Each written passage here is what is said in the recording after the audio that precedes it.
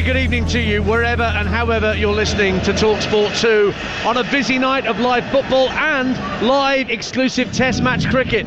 We'll be off to Christchurch at 10 p.m. on Talksport 2 to join our team down under for exclusive ball-by-ball commentary of the first Test between New Zealand and England. But this football match we're about to bring you first is no mere hors d'oeuvre.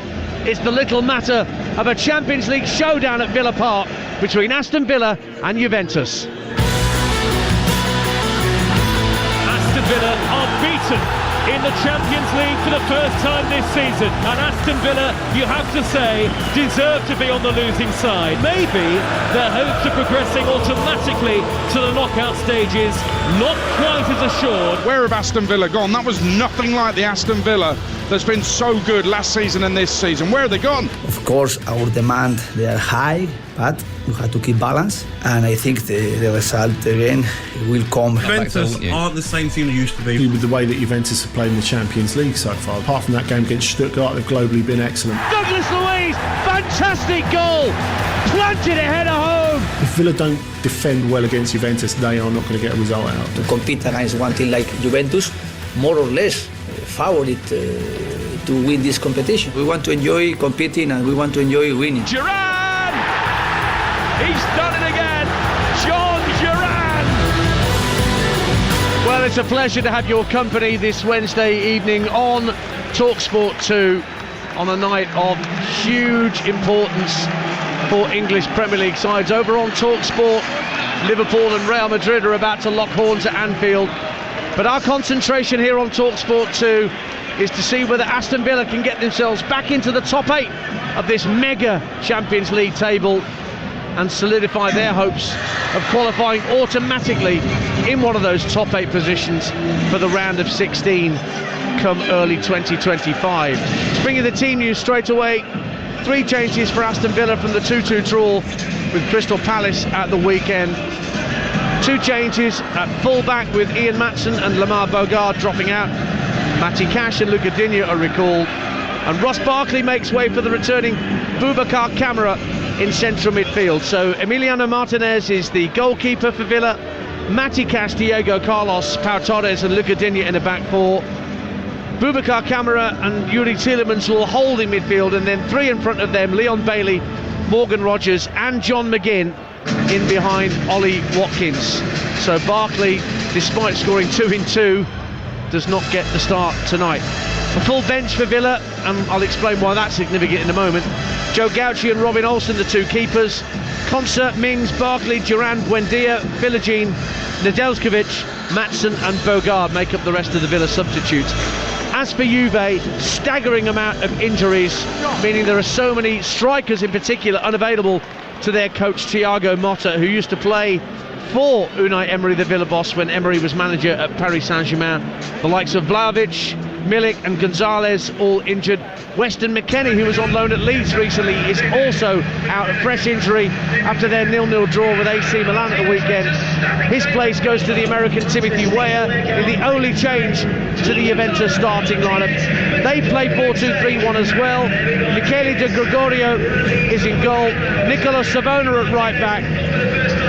Federico Gatti and Pierre Kalulu are the centre-backs. Left back goes to Andrea Cambiasso. The captain, Manuel Locatelli, holds in midfield alongside the young Kevin Thuram from France, and then Francisco Conceição, Turn Koopmeiners and Kenan Yildiz are in behind Timothy Weah in attack. As for the Juventus bench, they're only able to name 6 substitutes, such as the paucity of options available to Juve, and only 4 of those players are outfield substitutes in Danilo, Nicolo Fagioli, Yono Rui and Samuel Bangula. Perin and Pinsoglio are the 2 goalkeeping substitutes. Emiliano Martinez just receiving an award pitchside. He's taken his 2 young children out onto the pitch with him. Lovely moment for him before the game. That Champions League football logo is in the centre circle. about to be raised up and slotted by the ball boys and ball girls here at Villa Park. We say good evening to Andy Townsend alongside me. Evening, Andy, how are you, sir? Ian. Yeah, I'm really good, pal. Really looking forward to this one tonight. Obviously, again, Villa hoping it's going to be a special night, a very memorable one. Well, you've been here for the memorable nights already in this campaign. Bayern Munich being particularly strong. There's a nice tifo for Emilio Martinez for the Golden Glove trophy that he's getting right now, and he has been a very important basis from which Villa can work. Well, I think there are very few better all round than Emilio Martinez in the world.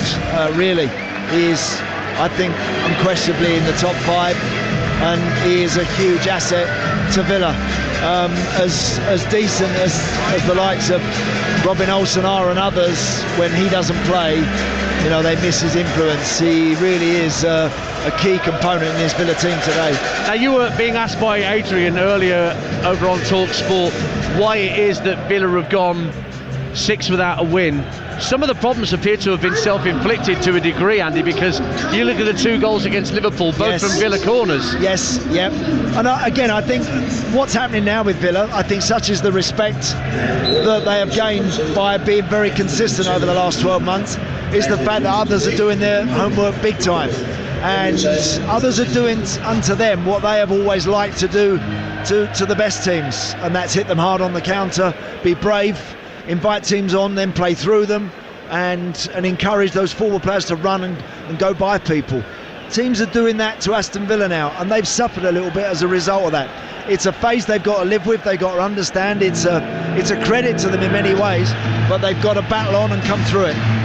Well, the light show begins and the pyrotechnics go off the flamethrowers opposite us in front of the Doug Ellis stand, and Jeff Beck booms out around the Villa Park speaker system. Kick-off fast approaching. That's a really bouncing Villa Park. So let's get the latest odds ahead of kick-off with our friends at William Hill. In the Zone on Talksport 2 with William Hill. 18 plus, gambleaware.org. So, Aston Villa to win and maintain their decent form in the Champions League. 13-10 for the win. If you fancy Juve to cause a shock and win here, that's priced at 12-5. The draw, just a shade lighter than that, at 11-5. In the anytime goalscorer markets, Ollie Watkins is 9-5, Morgan Rogers 5-2, and Timothy Weah, who's come into the Juventus side tonight, he's priced at 4-1 to score any time. That's all thanks to William Hill. 18 plus, begambleaware.org. In the Zone on Talksport 2 with William Hill. 18 plus, gambleaware.org. Claret and blue flags being waved everywhere you look. They've been placed on every seat, and everybody's taking their opportunity to wave them wildly around their heads. They've waited a long time to have Juventus back here, Andy Townsend, to get some measure of revenge, because the one thing we know about football fans, they've got blooming long memories. They don't forget, do they, in a hurry? They really don't. Long time ago, but great opportunity for them tonight. As you said, Ian, they've been a little in and out lately. You know, that last 6 games has been tough for them. There's been 1 or 2 particularly sloppy performances in there, conceding goals early on in matches, going behind. I think tonight, this is a chance to put all that to one side, suck up this atmosphere. When you hit that grass tonight and you get out there and that whistle goes, you start playing at a high tempo. Don't worry about the last 20 minutes. Don't worry about what's going to be left in the tank. You go full throttle right from the get-go. That sort of evening is what this lot in here want. You're dead right, and you wouldn't know that Villa was 6 without a win with the atmosphere around here tonight. Euphoric would be the best way to describe it. Let's hear from the Villa boss, Unai Emery, ahead of kick-off. He's ready for another special night under the lights here. We are focusing each competition because it's being different, really different. We are very happy in Champions League. We are very, very happy. We want to enjoy tomorrow with our supporters in Villa Park. Tomorrow, Juventus. It's a team with maybe Real Madrid in Spain, Bayern Munich in German, PSG in Paris, in France, and Juventus. They are maybe the better team in the world, and historically and now, and of course to watch here tomorrow in Villa Park, one match like we are going to face tomorrow. It's been fantastic, and we are happy. Of course, we want to compete. Unai Unai Emery chatting ahead of this game. Let's talk a bit about Juventus, Andy Townsend. Unbeaten in Serie A, although admittedly more draws than wins so far for Thiago Motta. I guess given the fact that they've got so few striking options, we may not see them being that on the front foot here tonight. I don't know. Well, look, I think it'd be fascinating to see. I would imagine, Dance, that if Juventus come away from Villa Park with a point, they'll be delighted with it. I spoke to a couple of the press guys in the lounge, and they've said it's impossible to assess and evaluate exactly where this Juventus team are right now, purely because of the amount of injured players that they have. So I don't think there's great expectations on this particular group of players. I know Villa haven't been at their best, but I really do feel they have to make this one work. They have to take advantage of that and throw themselves right back in that top 8. They're going for it tonight with the pre-match festivities. There's a massive tifo with villains being displayed at the Holt End that's been raised. It's the full height of that Holt End stand. It is enormous. It's the sort of thing you get used to seeing at grounds like Borussia Dortmund in Germany.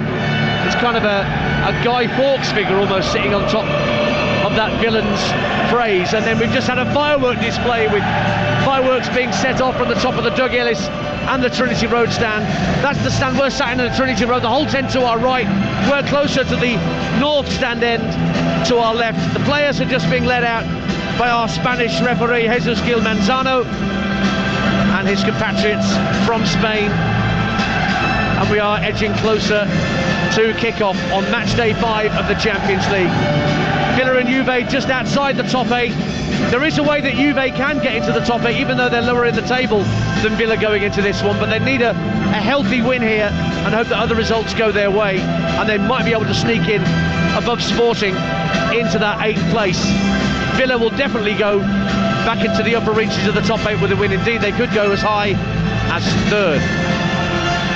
So the players lining up, we're about to hear the famous Champions League music that I know a lot of Villa fans who never thought they'd hear this music in their ground all the years on from that 83 campaign when, as reigning European champions, Juventus came here to Villa Park, won here and won in Turin, to knock Tony Barton's Villa out of the competition they won in Rotterdam the year before. But now they're in it. They want to win it, Andy Townsend. Yeah, they'd love to be very competitive. I think they will be a real danger in this competition. But first and foremost, it's the bread and butter of making sure that they're in that last 16 come the early part of New Year. Wow. Look, I've been here a number of times, and a lot of people listening to this will know where my bread is buttered in terms of my team support. But I have to credit the atmosphere of this place tonight. It is rocking at Villa Park tonight. Let's take one final check on the teams for you. It's Martinez in goal for Aston Villa. Cash, Carlos Torres and Digne at the back. Kamara, Tielemans, Bailey, Rogers, McGinn and Watkins. As for Juventus, Di Gregorio in goal. Savona, Gatti, Kalulu and Cambiasso in a 4. Locatelli and Thuram, the holding midfielders, and then Conceição, Koopmeiners and Yildiz behind Weah in attack. Villa will be in their traditional claret and blue shirts with white shorts and light blue socks. Juve not wearing the stripes tonight. We did wonder whether the old lady would turn up in the black and white stripes, but they're wearing more of a navy blue, all navy blue shirt, shorts and socks with gold numbers on the back that, thankfully, from my perspective, commentating for you tonight, aren't that difficult to read. So, can Villa address that slight wobble that they've been on domestically, which started with the defeat here against Crystal Palace in the League Cup, when Unai Emery fielded somewhat weakened sides, which wound a few up, Andy Townsend, because they felt, well, the League Cup's a competition Villa definitely should be trying to win. Yeah, I think everyone was a little surprised. Look, Unai Emery is well versed in European competition and managing squads and trying to negotiate a safe passage through, so he knows what he's doing in that respect. I personally was disappointed with that. And I also think the game against Bournemouth here, Dance, when they were 1-up and then conceded a very, very late equaliser. Since then, they've just found it hard to find their true rhythm, the real beat that they were playing to a few months ago, which was very, very special to watch. Now, I honestly don't believe it's that far away and they can rediscover it. They need a good start. They need the atmosphere in this ground to really get up to the maximum decibels, and that will carry them through, I'm sure. Slight delay to getting ready for kick-off because Michele De Gregorio, the Juventus keeper, forgot he still had his jewellery on round his neck, pendants and whatnot, so of course he's got his gloves on. I was going to say, not easy, is it, with the gloves? No, so he got one of the Juve coaching staff to take them off for him and stick them in his hand and pop them back in the dressing room, I imagine. Other games kicking off right now include Liverpool-Real Madrid, live on Talksport, but we're underway on Talksport 2 at Villa Park, and Juve in that dark blue change strip. They'll be kicking from left to right as we look towards the Holt end in the first half. De Gregorio immediately fires it out to the left-hand side, and Cambiasso, who's immediately being closed down by Leon Bailey. Ball's clipped up towards Timothy Weah on halfway, but Diego Carlos sticks his foot in. But it's won back by Kefren Turam. Good ball out to the left-hand side, where it's kept in play by Kenan Yildiz, the Turkish winger. And now Locatelli was just nudged by Ollie Watkins as he tried to clear his lines and wins a free kick for Juve in this raucous atmosphere at Villa Park. 0-0. It is, yeah, and I think the key word pressure. Apply pressure to a team that are literally down to bare bones numbers wise. I mean, as you mentioned, Dance, they've got 6 on the bench when normally we're so used nowadays to seeing another team sitting on the bench waiting to get involved. Juve have come here with just 6 other fit players, so apply pressure, ask questions of those that have been drafted in to perform on such a big occasion. Ball's played back to Pierre Kalulu at the edge of his own penalty area, centre half for Juve. Out to Conceição on this near side, who's got Luca Digne breathing down his neck, so he gives it back to Kalulu. Square ball across for Federico Gatti. He's engaged by John McGinn. Turan seeing a lot of the ball early on, the young Frenchman, sitting just in front of the visitors' back four, and it's back with Di Gregorio. And Villa happy to let the goalkeeper have it, but as soon as it comes out the area, the press begins. Yeah. John McGinn goes to close down Gatti. They've actually kept the ball quite nicely in just these opening minute or two. Juve, they've kept it basically across the width of their 18-yard box. They're not hardly looking to serve it forward at all. Back to the goalkeeper here, and Villa will try and force him to play long. They resist that. They play out wide once more. So they're trying to play their way through this press. They're the best defence in Serie A as well so far this season. 10 clean sheets and just 7 goals conceded so far, but definitely the problems for the old lady are at the other end, where they don't have any fit strikers. Swansea already lead at Derby in the Championship, and Leeds already 1-0 up against Luton Town. There's half a dozen Championship games going on tonight, as well as the 7 or 8 Champions League 8 o'clock kickoffs, so we'll keep you updated with all those games tonight here on Talksport 2. There's a bit of National League action as well. The leaders Forest Green are in action too. Here inside his own half is Savona, the right back for Juve. Gives it back to Kalulu, not being pressurised on this occasion, just shy of the centre circle. Gatti now receives it to his left.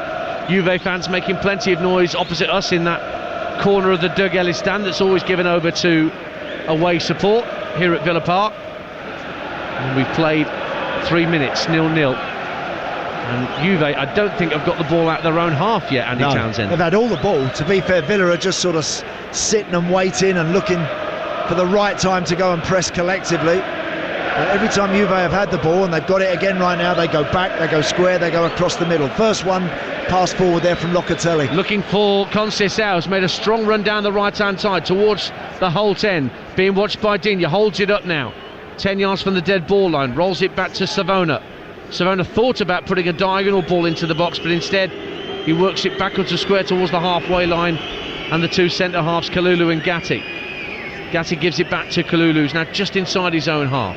Passes right for Savona, being closed down now by Rogers. Clipped out to Conceição. Quick feet from him, skips away from Digne and moves in field. Floats it out to the left-hand side, looking for Yildiz. Bailey gets the ball clear, but it dribbles out of play for a throw to Juve on the far left-hand side. 0-0. Yeah, 4 minutes in, and it's been an encouraging start for Juve, the way they've kept the ball without threatening at all, really. Nice little run from Conceição just now. Now Weah holds it up at the edge of the area. The American looking for a teammate, works it back to Savona.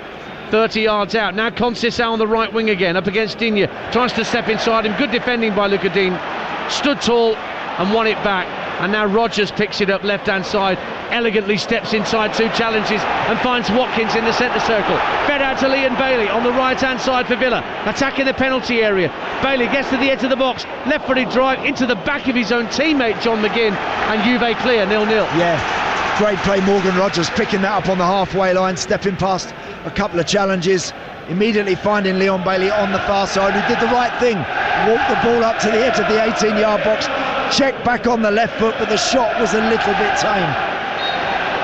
Foul on Conceição by Rodgers inside the Juve half of the field, and Conceição's making a bit of a meal of it.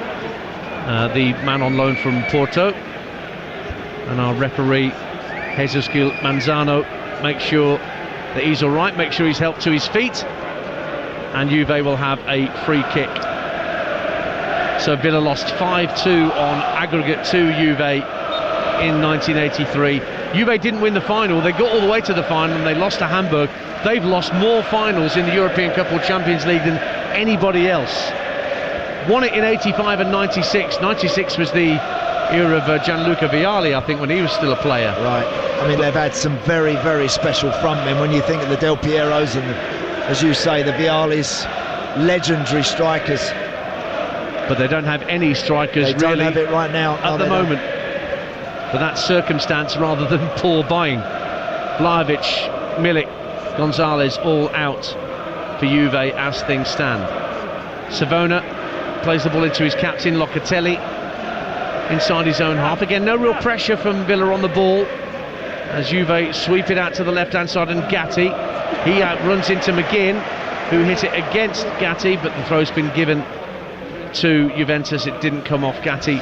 Last of all, 0-0. In the first 15 minutes against Bologna here, Dance, Bologna did the same sort of tactic, kept it at the back, and then very occasionally went diagonal from right full-back to left wing or vice versa, and caught out Villa a couple of times with those raking 50-60 yard passes.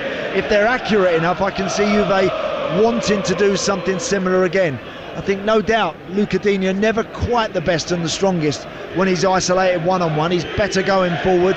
Matty Cash is a better option defensively. We'll see how he copes on that far side. 7 minutes gone on Talksport 2. Aston Villa 0, Juventus 0. Don't forget, we're off to Christchurch from 10 o'clock tonight here on Talksport 2.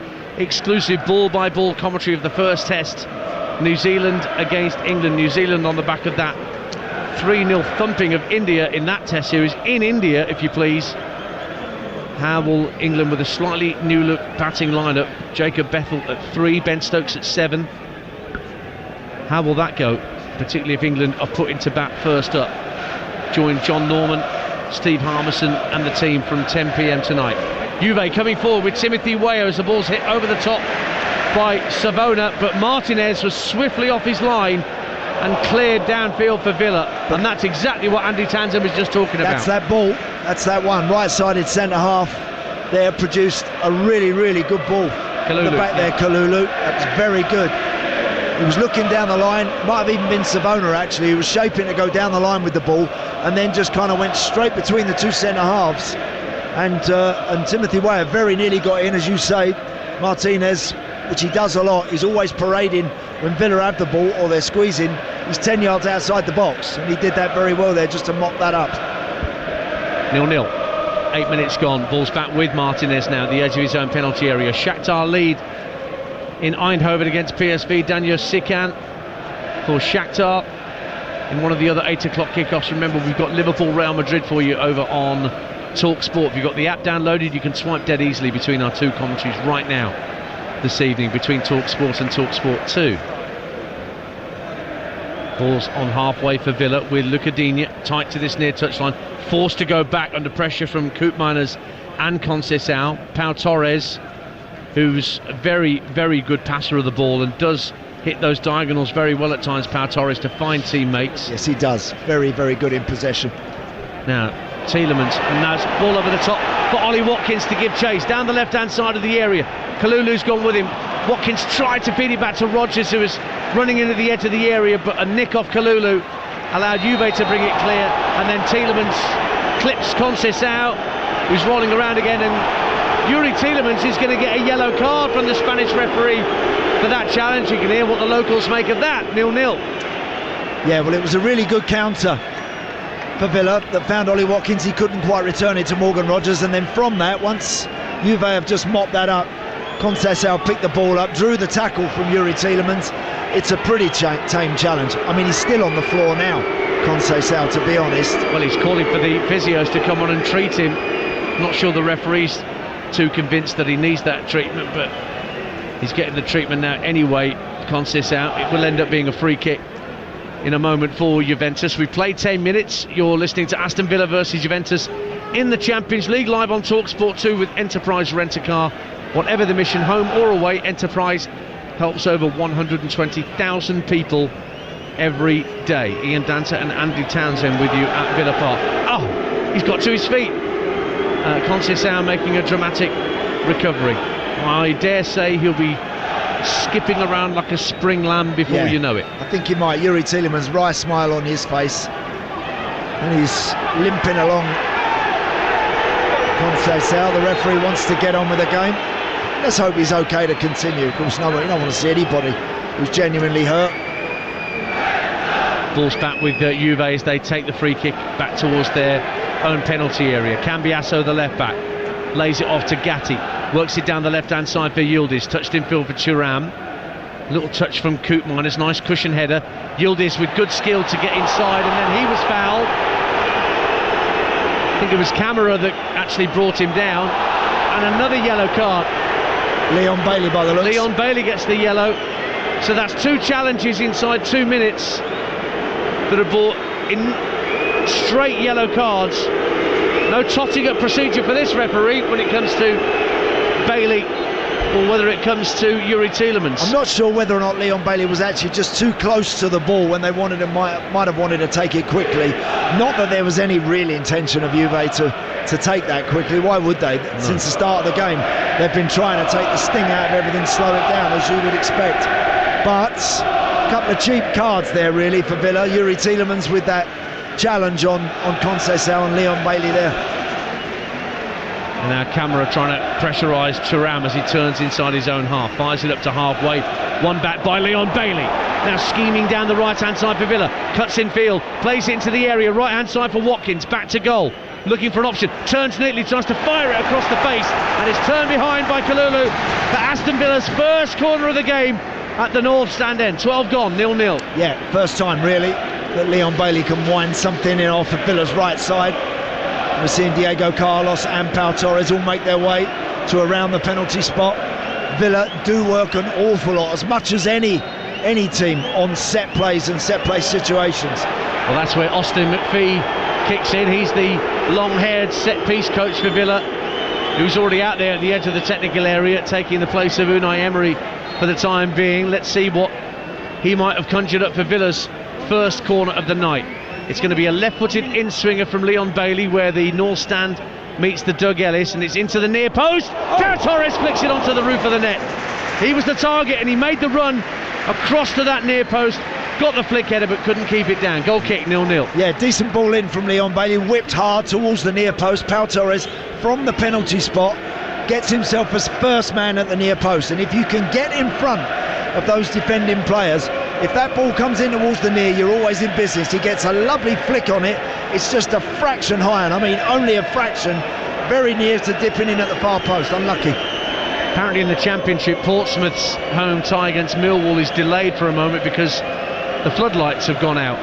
So if there's any Sparkies listening to this in the Fratton Park area, get yourself down there and earn yourself a few quid on call. If anyone's got any 50p's in the meter, absolutely. Just might need a few, that's all. Derby County 0, Swansea 2. Ronald gets the second for Swansea at Pride Park, and Monaco lead Benfica by a goal to 0. Elise Ben Seguir. Monaco have been in very, very good form this season in the Champions League. They may well get a top 8 berth after the end of the 8 group stage games. Villa have got 3 to play, remember. Leipzig away, Monaco away, and Celtic at home. Here's John McGinn down the right-hand side for Villa at 0-0. Midway point of the Juve half. Has to lay it back to Tielemans, just in front of the centre circle. Camara to his right, plays it out to the right, and Matty Cash, but Cash is being forced back towards halfway, and it will eventually go back to Diego Carlos and Pau Torres. Torres, who just had that headed effort onto the roof of the net from Villa's first corner of the night. Better possession from Villa last 5 minutes, starting to have the ball at their feet now and just asking a little more of Juve defensively. I think we've heard once or twice, you'll have sensed from the roar that goes up from the Villa Park faithful, that every time the ball gets out into that wide area and people are running it, they fancy that they can make something happen. Bailey's making a run over the top down the right hand side. He's got away from Cambiasso for a moment and now gets back at him. Has he hit it against Bailey? No, it's gone out of play for a Villa throw, level with the edge of the Juve penalty area on that far right hand side, and Matty Cash taking the throw in front of the Juve fans in that stand. Sends it back to Diego Carlos. Now Torres on halfway. Dean is pulled out to this left hand side just in front of our commentary position, but he's not being used. Instead he's gone back out to that right flank on the far side, and Cash can't get past Yildiz. Another throw for Villa, taken quickly by Cash. Infield looking for McGinn, who's held it up well. Was he caught there by Locatelli? Yes, he was. Free kick to Aston Villa, about 25 yards out to the right of centre. Favours a left-footed drive at goal here, 0-0. Certainly does, yeah. Locatelli, experienced player. There were actually 3 or 4 of the Juve players converging around John McGinn, and he tries to pinch the ball when he really didn't need to. He just needed to show John McGinn backwards. He didn't have a lot of options around him. Happy to draw that foul, take it, and genuine shooting opportunity here for the first time. Chance to test the Juve keeper. Well, I've seen Luca Digne score some absolutely wonderful free kicks in his time in English football. I remember one he scored for Everton at Lincoln in a League Cup tie that was just superb, and he's probably the man most likely to strike this. Tielemans standing over the ball as well if he fancied a right-footed crack at goal, but it favours the left-footed effort, and Digne standing almost parallel to almost in front of the ball. But it may well be Tielemans who might fancy bending it round the Juve wall that stood just inside the 18-yard box. We wait. The referee's blown his whistle. It's Digne into the wall, comes back to Tielemans, chips it out to the left-hand corner of the penalty area, looking for Bailey, who's stationed out on this side, but Conceição gave away a throw, got there first, and it's Aston Villa who'll have the throw midway point of the half, and the free kick comes to nothing, 0-0. That is a really interesting starting position, isn't it, for Luca Digne on that free kick dance. You're absolutely right. He's actually got the ball behind him, and he's got to try and hit it almost at right angles to get it on target, and unfortunately it's straight into the wall. And he's headed it down with a lovely cushion header for Morgan Rogers inside the box, but it flicks through to the goalkeeper, and Di Gregorio holds on to it. Yeah, he can swivel the hips, can't he, Luca Digne? If he can do that, get him on Strictly, I say. Yep. If he can do that, his salsa could be extraordinary. 17 minutes gone on Talksport 2. Ian Danta and Andy Townsend with you. 0-0 here at Villa Park. 0-0 at Anfield as well over on Talksport between Liverpool and Real Madrid. And don't forget the sports bar lads, Jamie O'Hara, Jason Cundy, will be on air at 10 o'clock on Talksport, taking your calls on all of tonight's football action. Whilst here on Talksport 2, don't forget live exclusive ball-by-ball commentary of the first test in Christchurch between New Zealand and England. Bring you details of the toss, and of course whoever gets put into bat. Ball-by-ball commentary with no ad breaks, remember, as part of our cricket coverage. John Norman, Steve Harmison, Jeremy Coney, just a number of the brilliant people we've got working for us down under out in New Zealand for that test series. Juve in possession, as they have been a lot inside their own half in this opening quarter. Not in a hurry to serve it forward. No, they're not. They really aren't. They're trying to draw Villa on, trying to prise them out of that sort of block that they have. I mean, Diego Carlos and Pau Torres are about 5 yards short of the halfway line. Juve are predominantly playing the ball across their 18-yard box between the centre halves and Savona, the right back here. On the far side, Cambiasso, the left back, is pushing further forward, but they're not really looking to venture forward too much. They just want to keep the ball, just try and bed themselves down in the game, see if they can draw Villa on. But they are keeping their discipline at the back, Villa, for the moment anyway. Di Gregorio gives the ball to Locatelli, who is being pushed and pulled by Tielemans as he tried to turn the ball across his own 18-yard line, which was a dangerous ball. Remember, Tielemans has been booked. He's got to be careful at this point. Tielemans and Bailey, the two players booked early on for just making one challenge. Juve in possession just inside the Villa half with Kalulu. Now the captain Locatelli drills it out to the left-hand side for Yildiz, takes it on his chest very neatly.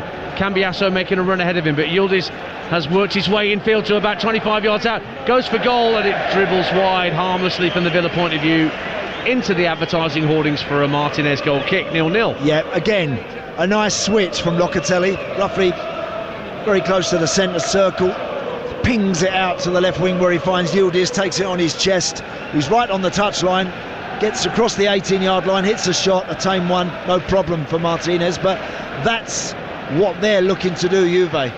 They're just trying to keep possession, and then isolate one of their wide players against the fullback and drill it out to them as quick as they can. 20 minutes gone on Talksport 2, 0-0 between Aston Villa and Juventus. McGinn works it out to Matty Cash on the right-hand side, midway point of his own half, being forced back by Yildiz. Now there is a press on from Juve. Martinez clears along the dead ball line out to the left-hand side for Torres, and they are surrounding him, Juve players, and they've won it back. Conceição down by the corner flag, right-hand side at the Holt end, being forced back up the touchline by Dean, and we'll give it back to Kalulu. Yeah, but good play that, Dance, from Juve there. You're right. Villa went back to the goalkeeper, and there was a real press. Everybody, full court press, all really squeezing, and eventually Conceição pinches it off of Lucadinho in the left-back position, and they have it back again on the edge of their own 18-yard box. They've gone all the way back, but happy to take the sting out of the game, Juve, at any given moment, and then just trying to raise it perhaps in a flash, very, very quickly serving it forward. So Villa have to be on their toes at all times. Savona works it back to Kalulu at the edge of the penalty area. It's something of master against apprentice here tonight. Thiago Motta was a player for Unai Emery about 8 or 9 years ago during Emery's time at Paris Saint-Germain, and now Motta, the only unbeaten coach in Serie A this season for Juve. But they're not top, but it's a very congested top 6 in Italy at the moment. Napoli leading the way, but Juve only a few points behind. They're 6th, but only 4 points behind Napoli. Now ball caressed out to the left-hand side by Morgan Rogers. Looks such an elegant player. Works it out to Cash on the right-hand side. Now Bailey on halfway, spots the run of Cash, who's gone ahead of him once again. Gatti hooks the ball over his head and gets it half clear for Juventus, and then further cleared by Cambiasso. Very neat, skillful play from the left back, and then he runs into Tielemans in the centre circle. Play on, says the referee, because Juve still got it. I tell you, Yuri Tielemans is on a card. Interesting if the ref comes back to him for that, because it looked like a body check right on the halfway line. Obstruction, yeah. Yeah, and Tielemans would definitely normally have drawn a yellow card, but Juve still have the ball. With Conceição, right-hand side, left-footed ball into the box, headed up in the air by Pau Torres, headed further clear by Tielemans, but only as far as Gatti. And now everybody bar Di Gregorio is inside the Villa half to our right, out to the left-hand side, and Yildiz, left-hand corner of the box, rolls it back to the captain Locatelli. Now Conceição, right-hand corner of the Villa box, looking to take on Dean, plays a lovely left-footed ball in, headed away by Torres, kept in play by Yildiz, tried to work it back to the edge of the area, looking for a teammate, but McGinn was first on the scene, and he finds Leon Bailey, and Villa should be able to clear their lines. Indeed, they win a throw in their right-back position. We played the first quarter of this game on Talksport 2, and it's still goalless. Andy Townsend. Yeah, good play from Juve. They've looked nice in possession. I'll give credit where it's due. They've, right from the get-go, happy to play the ball deep along those defensive lines, and then when they do get the chance, occasionally in the last third of the field, they've looked a little dangerous. And again, really interesting, Yuri Tielemans on a yellow card there. He is on very thin ice. He cannot afford to put a foot wrong in a challenge. Here's Lucadini coming over the halfway line for Aston Villa, inside left channel. Rogers has gone ahead of him. He tried to find him, but the pass was telegraphed a little bit and comfortably intercepted, and out of play for a Villa throw, rather. And he's the one player that really does make the difference for Villa when they've been defending. To turn defence into attack is Morgan Rogers, more so than Leon Bailey, more so than any other player, and they've not quite been able to find him just yet. Look, still early days in the game, Now Watkins making a run down the right-hand side of the box. It's a lovely run as well, stayed onside. Tries to nick it infield to Leon Bailey just inside the area, but Watkins holding on to it. Ran out towards that far touchline, then tried to twist and turn and come back inside and wins a throw for Aston Villa over on that Doug Ellis stand side, with Villa attacking the north stand in this first period on Talksport 2. Cash for the long throw, cushion header down from Watkins for McGinn, who tried a left-footed drive that was blocked by a Juve leg or two on its way to goal. And the Italian side get clear. Thuram just riding the challenge of Tielemans and finding Koopmeiners. And now Savona, the right back, making a strong run, drills the ball across the face of goal, but a comfortable catch for Martinez on his 6-yard line. Bowls it out immediately to Tielemans, and Villa fans know that the game is stretched and want Villa to take advantage of that. But Bailey can't get past Cambiasso, although Cambiasso fouled him. Villa free kick, 0-0. Yeah, good hands from Martinez. Again, Savona, decent ball into the box from the Juve right back, high up the field. Goalkeeper caught it well, released Yuri Tielemans, tried to get Leon Bailey away, couldn't do so. And as I was just mentioning, Dan, Morgan Rogers is the one they've got to try and find, because once he gets on the half turn, no one will catch him, no one will stop him. The only way you're going to stop him is if you foul him. Leon Bailey in a foot race, if he's got a couple of yards on you, yeah, he's difficult to catch, but if you're shoulder to shoulder, I think the quick players will get him. Well, Rogers just been dispossessed by Locatelli, and away down the right-hand side for Juve goes Conceição. Camera up against him, gets to the byline, pokes it in at the near post with the outside of his left foot, and it was cleared away off the chest of Pau Torres. Weah retrieves it down by the corner flag and works it back first for Savona, and then Locatelli with the ball lobbed into the box, but it was caught on the bounce by Martinez. 0-0 here, Celtic 0, Bruges 1. An own goal from Cameron Carter-Vickers puts the Belgians ahead at Celtic Park. Brugge, who beat Villa, of course, on the last match day. And in the Championship, Cardiff 0, Queen's Park Rangers 1. Zanzibar 5 minutes from half-time. QPR haven't won in 13. Bottom of the Championship, but leading at Cardiff. Here in the Champions League, it is Aston Villa 0, Juventus 0. And we've played 27 minutes at Villa Park. Martinez, it's a long straight ball downfield, looking for Watkins, comfortably headed clear for Juve by Gatti, but Camera wins it back for the host. And now Cash sprinting away down the right-hand side, gives it immediately to Watkins, who's pulled out to that right-hand side and forces Gatti to put it out of play for a Villa throw. One of his biggest strengths, Ollie Watkins, is his willingness to run in behind central defenders and just try and get Villa further up the field and just stretch them, and I think Villa need to utilise that. If they're finding it difficult playing their way through, partly because of the way Juve have set up, but also because of this little tricky sticky patch that they're going through, then go long.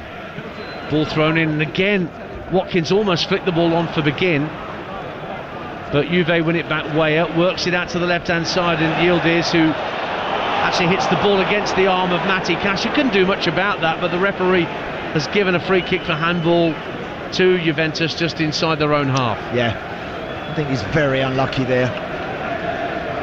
Seen a few of those already. Yeah, a few of those in the competition this season, where the ball just pops up and hits someone on the hand. And in European football, referees are always inclined to give those. They just are. Ball's back with Cambiasso, the left back to his goalkeeper Di Gregorio, just lifts it downfield, flicked on by Thuram. Camera will get there first, but he's headed it straight out of play for a throw to the Italian. So if Juve get the win, they'll go above Villa onto 10 points and possibly into 8th, but Villa with a win will go to 12 points and could climb up as high as 3rd in the table, depending on results elsewhere tonight. Still 0-0 between Liverpool and Real Madrid over on Talksport, incidentally. Same score as here at Villa Park, as Juve come forward with Koopmeiners playing in a more familiar midfield role tonight. He was playing up front as a false 9 against AC Milan at the weekend, when it was a 0-0 draw for Juve against the Milanese. Back it goes to Kalulu in the centre circle, being closed down by Watkins. Gatti just hits a first-time ball down the right-hand side. Digne gets an important header to it, further headed clear by Torres, and then given away by Rogers, somewhat uncharacteristically for him. And Weah knocks it back for his captain Locatelli, out to the right-hand touchline and Savona, and then neat football from Thuram to find Conceição, trying to wriggle his way around Digne, but he's fouled him, and Digne wins the free kick for Aston Villa midway point of his own half. Approaching the half-hour mark here on Talksport 2, it is still Aston Villa 0, Juventus 0. Here's former Villa captain Andy Townsend. Yeah, and Villa so far have been okay, but nothing more than that. Haven't really got going. I think Juve have had better control of the ball, actually. Once or twice Villa have looked dangerous and threatened without really consistently being able to apply the sort of pressure that's really asking questions. There's little moments, but not quite enough so far. Di Gregorio in the Juve goal hardly had a thing to do so far. That shot from John McGinn that was blocked, the little flick from Pau Torres from the corner, but nothing else. Tielemans rolls it through, and Watkins was almost in behind, but Gatti, the centre-half, went to ground and managed to scoop the ball clear with a telescopic right leg. But Villa still have it. Left wing with Luca Digne. Works it back to Torres. Villa have had at least 2/3 of the possession in this first half. Yet to make it count. 0-0 the score. Cash out to Bailey on the right-hand side. Faced up by Cambiasso. Rolls his foot on the ball. Checks back and gives it back to Matty Cash.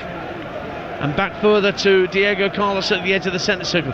Digne made a run down this left-hand side, not used. Now Pau Torres gives it to Digne, who's now come short, back towards the halfway line. Might have played it a bit too short for Torres, but he got there just ahead of Koopmeiners. But that means that Villa have to go back to the midway point of their own half. Slightly wayward pass from Diego Carlos, but well rescued by Cash on the right-hand side. And then Bailey is fouled by Cambiasso. And the Villa fans are saying, well, where's the yellow card for that challenge? Yeah, just asking the question. Again, I think it's purely a foul, that one. Although he is pulling Leon Bailey's shirt a little. Now they're claiming that Yildiz was not the regulation 10 yards from the ball when the free kick was taken, because it hit him and allowed Juve to win the ball back, but the referee saw nothing wrong. And once again, the Villa fans here not happy with the officiating. We've already had the "you're not fit to referee" chant. Leeds 2, Luton 0 in the Championship. Joel Peru scores another for Leeds. Rob Edwards under all sorts of pressure at Luton Town these days, it seems, following relegation. And they're 2-0 down at Ellen Road. Such a good side to watch last year, Luton in the Premier League. They really were. And Ross Barkley was a big part of that. Yes, he's now at Villa. Correct. On the bench tonight, having scored 2 in 2. He's been dropped to the bench to allow for the return of Boubacar Kamara, who just headed the ball out to the right-hand side for Villa, looking for Bailey. Ball ricochets off a Juve boot and back it goes to the goalkeeper Di Gregorio. Good right-footed clearance, but it won't find a Juve head. Brought down very comfortably on the thigh of Pau Torres. Did that like it was a training ground move, even though he had 2 Juve players diving in at him. And now it goes out to Luca Digne on this near side. It's a half-time score at Ellen Road, by the way, between Leeds and Luton, 2-0. And QPR 1-0 up at Cardiff at the break as well. And Barnet, third in the National League, are 1-0 up at Yeovil at half-time. Forest Green, the leaders, 0-0 at half-time against FC Halifax Town. Kalulu, the centre-half, is marking Ollie Watkins so tight. Whenever Ollie drops in to get the ball in and around the halfway line, the centre-half is very athletic and very close to him. So between Watkins and Rodgers and John McGinn, who's kind of hovering in that 10 position, what they need to do is feed towards the ball, then spin in behind, and they've got to try and get that delivery, I think, over a longer distance to turn Juve around. Everything at the moment in front of Juve, and they're able to handle that. That's a better run from Watkins. Down the right-hand side, but Kalulu's gone out to engage him. Watkins tries to feed the ball into the area from that right-hand side. Couldn't do so, and then Yildiz working really hard down that left-hand side to dispossess John McGinn. Thuram then brings it clear, tries to make his way around Kamara. Gets back to his feet after the initial challenge from Kamara. He's done well for Juve and works it out left for Yildiz. Cambiasso is on his outside, but Yildiz, the Turkish midfielder's moving infield. Thuram, little flick up to the edge of the area for Weah with his back to goal. Now he clips it out to Savona on the right-hand side. Conceição on the wing.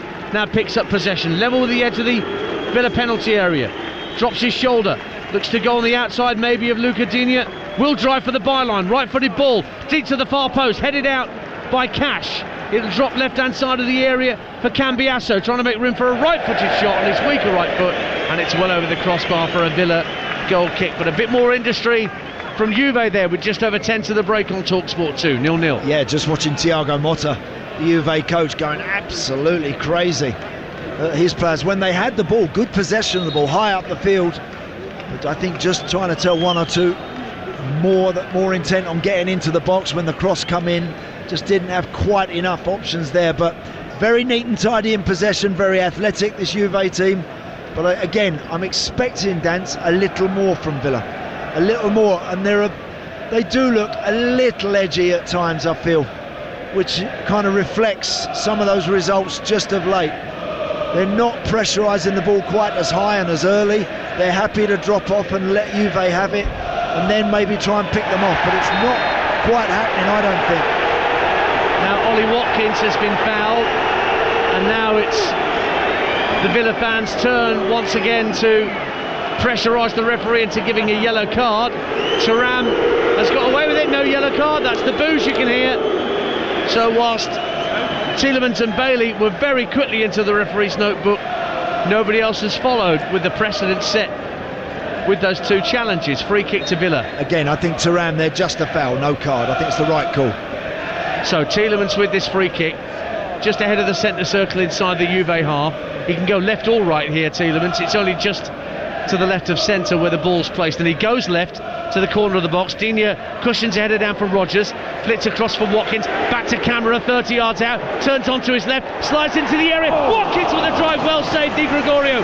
First time the keeper has been called into action for a snapshot from Ollie Watkins. Turn behind for a Villa corner, 0-0. Yeah, best strike they've had so far. Really good hit from Ollie Watkins. Lovely football actually on the edge of the box. Couple of clever passes, found Watkins in the box, turns and hits it, well saved, out for a corner. Which Tielemans will take just down to our left-hand side near the tunnel where the North Stand meets the Trinity Road. Few Villa players standing with their back to goal. Now they turn, Torres and Diego Carlos, as in it comes from Tielemans. Di Gregorio gets it clear with one punch, driven back in by Cash, and I think that hit Thuram on its way to goal. He really collided with that with his right foot, did Matty Cash, but now there's a counter-attack on for Juve. Conceição releases Cambiasso left-hand side. Now Weah at the edge of the area, strikes it right-footed, and it whizzes over the crossbar and ends up merely being a goal kick for Aston Villa. And we've spoken about it before, when Villa have their own corners, it can cause their own problems, and that counter-attack very nearly did. 0-0. Again, they actually did the right thing there, Villa. It was a Villa corner, and it was a strike from the edge of the box from Matty Cash that was very well blocked, and then from there all of a sudden Juve just leapt out of defence, and for a moment there Villa looked in trouble. In that situation, Dance, you have to back off. They did the right thing. Back off, buy yourself some time, some thinking time. Don't go and try and pinch the ball and get yourself done and put yourself out the game. Keep running back towards your own goal and wait for the rest of the guys to get back, and in the end Villa just about dealt with that. 7 minutes to half time on Talksport 2. 0-0 between Villa and Juve. Don't forget, more live football tomorrow night. 3 games from the Conference League. Oh, there's a challenge by Pau Torres, and he's going to get a yellow card. A third Villa player into the book. Torres, the latest to incur the wrath of the referee, who in turn incurs the wrath of the Villa Park faithful.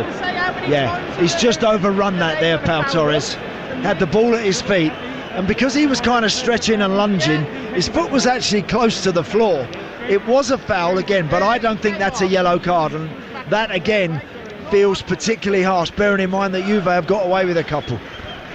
So a free kick to Juve at the edge of the centre circle. Heidenheim, Chelsea and Spurs against Roma are our 2 games on Talksport 2 tomorrow night from 5:30. Over on Talksport at 8 o'clock, Manchester United welcome Ruben Amorim for his first home game. Bodo Glimt are the visitors in the Europa League. That's an 8 o'clock kick-off. And then Brighton Southampton to kick off your weekend in the Premier League for Friday night on Talksport, and Sunderland Sheffield United. Oh, what a game on Talksport 2, your home of the EFL. 2 of the form teams of the division. Villa in possession inside their own half. Just over 5 minutes to half time at 0-0. Torres, who's just gone into the book, rolls it out to Digne on this near touchline, but again they're hunting in packs, Juve, with this high press inside Villa's own defensive third, but it's just very calmly stroked across to the right hand side, and Diego Carlos, he finds Cash, rolls it up the touchline for Bailey, still inside his own half. 2 Juve players for company, and one of them, Cambiasso, takes it off his toe, puts it out for a throw-in. It's been a good game. It's tight, and I've enjoyed it. And Juve have actually come to Villa Park and have done quite well, I've got to say, in terms of trying to just stifle Villa.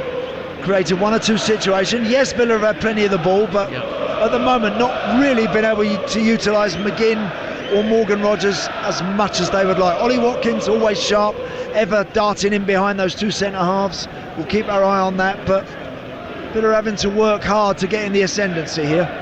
You're listening to Aston Villa 0, Juventus 0 in the Champions League, live on Talksport with Enterprise Rent-A-Car. Enterprise has vans of all shapes and sizes, so if you've got a plan, we've got a van. John McGinn, the Villa captain, striding down the left-hand side, gets nudged over by Kalulu, free kick, and is this going to be a yellow card? Has to be. For Kalulu? No. I thought he was reaching for his card, instead he's reaching for the old shaving foam, and it's a free kick to Villa out on the left-hand side. Even Yuri Tielemans is laughing. He can't believe that no yellow cards have been issued to Juve players here. Well, because Kalulu has just upended John McGinn to break the move up and to allow his teammates to recover. Come on, the referee should understand that. You know, it's a blatant nudge in the back, but Villa have a free kick wide on the left side. Right in front of our commentary position, level with the edge of the penalty area, left-hand side. Tielemans swings it in right-footed. Torres tries to help it on. Watkins drives it into a crowd of players, and it's blocked by Thuram, and away comes Kalulu, but he runs into Tielemans. Good block from Tielemans.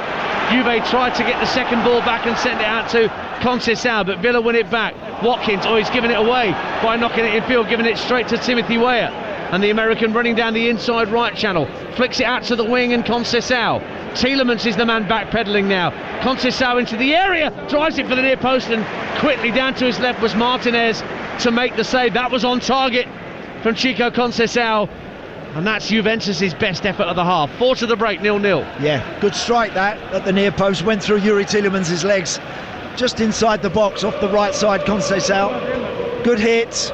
Martinez well down to save it. It was Ollie Watkins who actually didn't have a lot of options around him, but gave the ball away a little cheaply in the end to allow Juve the chance there for that strike. 0-0 here. Dinamo Zagreb 0, Borussia Dortmund 1. Jamie Gittens for Dortmund, and the championship game between Portsmouth and Millwall has now been postponed. They can't get the lights working at Fratton Park. I bet it was Alex Crook plugging a heater in. Plugging his hairdryer in. Yeah, exactly. Any money, it's down to him. Villa coming forward at 0-0, but Bailey can't get the better, at least at first, of Cambiasso. Ball's worked infield to Camera, up to the edge of the area looking for Rogers, but Juve gets it clear. Diego Carlos infield to the busy John McGinn, lays it back to Tielemans, just in front of the centre circle, options right and left, plays it just to his immediate right for Boubacar Camara. Ross Barkley doing some warming up stretches down beneath us. He's the man that made way for Camara's return. In the centre circle, Diego Carlos. Forward to Watkins, who's come short. Camara lost it down the centre of the field looking for the run of Rogers, couldn't find him. Unlucky. Gatti got there, but the idea was definitely right. It was. Ollie Watkins dropped in short, knocked it back to Camera first time, then tries to get Rogers, who goes in behind Watkins. He just got cut out by Gatti in the end. So it stays 0-0. We've got a minute and a half of normal time remaining in this first half, plus whatever the Spanish referee wants to add on for all the yellow cards and non-yellow cards, and Conceição's theatrics early on. Camera for Villa works into the centre of the Juve half. Bailey can't work his way forward, he's forced back again. Cambiasso the man at his back this time. Now Digne out on the left hand side, thought about putting an early cross in from deep, instead rolls it back to Tielemans, and further infield it goes to Camera. Quick 1-2 with Rogers. Juve very, very tight and difficult to break down at the back. That's why they've kept so many clean sheets domestically this season. Haven't kept a clean sheet in the Champions League yet, and the under pressure is Watkins tries to find McGinn in the area, and he was fouled as he released the ball, and the roar you can hear is for a yellow card that has finally been issued to Pierre Kalulu. for the challenge on Ollie Watkins at the edge of the area. Villa fans in dreamland, they can't believe it's happening. Poor a yellow card challenge. for an opposition player. Really poor challenge, unnecessary challenge from Kalulu, and he gives Villa a chance from about 20 yards, 21 yards out, just outside that box, and Tielemans and Luca Digne, they're all around it again. Leon Bailey is just having a little word. Yeah, well, it's again to the right of centre, so it does in theory favour the left-footed strike. There's a Juve wall being put up now, level with the penalty spot. Gives you an idea of how far out this free kick is. And Luca Digne again is very carefully spotting the ball down. We're going to go into 1 minute of minimum stoppage time right now here at Villa Park. Bailey is now just trudging away from the ball. He's not being allowed to take it with his left foot. Between Digne and Tielemans once again. There's a draft excluded behind that Juve wall. Locatelli, the captain. How can you make the captain be the draft excluder? It's not right, is it? Villa's free kick. Digne to strike it off the top of the crossbar and over for a goal kick. That's as close as Villa have come in this first half. I'm not sure whether Di Gregorio had it covered, but Digne saw his left-footed effort over the wall, but just clipped the top of the crossbar. 0-0. I don't think the goalkeeper's going to get it, Dan. If it's a bit lower, it's always on the top of the crossbar as well, in fairness to Luca Digne. But nice try. Can't hit that one too hard, as I say, because he's about 21 yards out. You can't really hit that hard and dip it back under the bar. Has to clip it, and it just couldn't get it back down under that bar, but unlucky. And there goes the half-time whistle at Villa Park, and muted applause for a first half that's seen Villa finding it very, very difficult to break down this defensively sound Juventus side. They may not have many strikers at their disposal, but they've certainly got a great defensive unit at their disposal, and Thiago Motta has coached them well.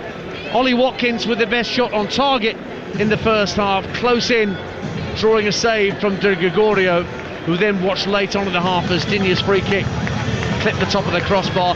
Best chance at the other end, that also came late in the half when Francisco Conceição wriggled his way into the area from the right and sent a left-footed shot low that was saved by Martinez at his near post. 0-0 at the break, Andy Townsend. Yeah, I've enjoyed that. Good test for Villa. No, look, the Juve team, despite all those injuries and problems they had as they arrived here, I think have put up a pretty good showing. What they are is very well structured. They're not diving in, they're not coming out of that block when Villa have the ball, and Villa are finding it hard to pick a way through them. But again, as the game wears on, going towards the whole end second half, I would anticipate more chances. Well, guess who's walking past us right now down the tunnel? No, it's not Adrian Durham. It's not Adrian Durham. Is it? It's the referee. Yes. Senor Jesus Gil Manzano, who's not in the good books of the Villa faithful, with the yellow cards issued to Tielemans, Torres and Bailey. He did eventually issue a yellow card for a Juve player late on with Kalulu, but Villa have just got to stick at it. What's Unai Emery going to say to his players at half-time? Again, look, we spoke about the kind of zone and mood that Villa are in at the moment. It's not easy. So I think the message will be keep going, keep playing. And this is what the sort of game, Dan, you rely on your forward players. Saw that snapshot in the box from Ollie Watkins that the goalkeeper saved very well. One or two other little situations just might drop.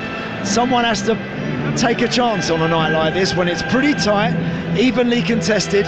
Defenders will be reminded to concentrate, focus, don't give anything unnecessary and silly away. Just keep doing what you do. If it stays 0-0 to the last 10 minutes, and then the manager can change it from the bench, he's got good options there. They don't have that. They don't have a lot of options, a lot of things to change. So keep going, keep patient, wait for that moment and take it. Andy, thank you for the time being. So we've reached the break here at Villa Park. Don't forget, we're only a couple of hours away, if that, from England's Test Series in New Zealand. Live and exclusive ball-by-ball coverage here on Talksport 2. We'll look forward to that very shortly. And of course, we're not far from the second half here at Villa Park. Can Villa break the deadlock and get themselves back into the Champions League top 8. The half-time score here at Villa Park is Aston Villa 0, Juventus 0. Champions League live on Talksport 2 with Enterprise Rent-A-Car. Whatever the mission, home or away, Enterprise helps over 120,000 people every day. Sounds like someone just made a delicious order and got himself a tasty free delivery too. Because when you sign up to Delivery Plus, you get member perks like free delivery on eligible orders from restaurants, groceries and shops. Delicious. Sign up to Delivery Plus today and start living that plus life. Subscription fee, minimum spend, geographical restrictions, service fees and terms apply. Long distance orders and some partners excluded. See delivery.co.uk/legal for details. Hey, it's Roman here. Have you seen the new iPhone 16? With its latest camera control, you can quickly access camera tools and take the perfect shot in record time. What's even better, now at Vodafone, you can get 6 months half price on your airtime. Plus, you can save up to £408 when you trade in an eligible iPhone. Go online or in-store today. Vodafone, the nation's network. Ends 2nd of December. Offer on unlimited max plan. Eligibility, credit and trade-in checks and terms apply. Verify claim at vodafone.co.uk/network. The Big Wicks event is now on. From tiles to flooring, doors, kitchens, bathrooms and more. We have everything you need to help you start your next home improvement project. Shop the Big Wicks event in-store and online now.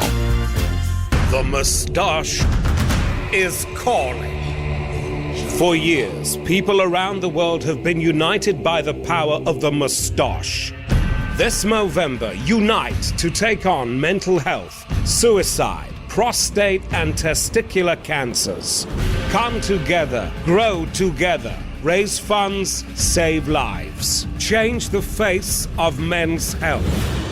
Donate at Movember.com. Champions League live on Talksport 2 with Enterprise Rent-A-Car. Enterprise has vans of all shapes and sizes, so if you've got a plan, we've got a van. Talksport 2, official broadcast partner of the Premier League and the English Football League.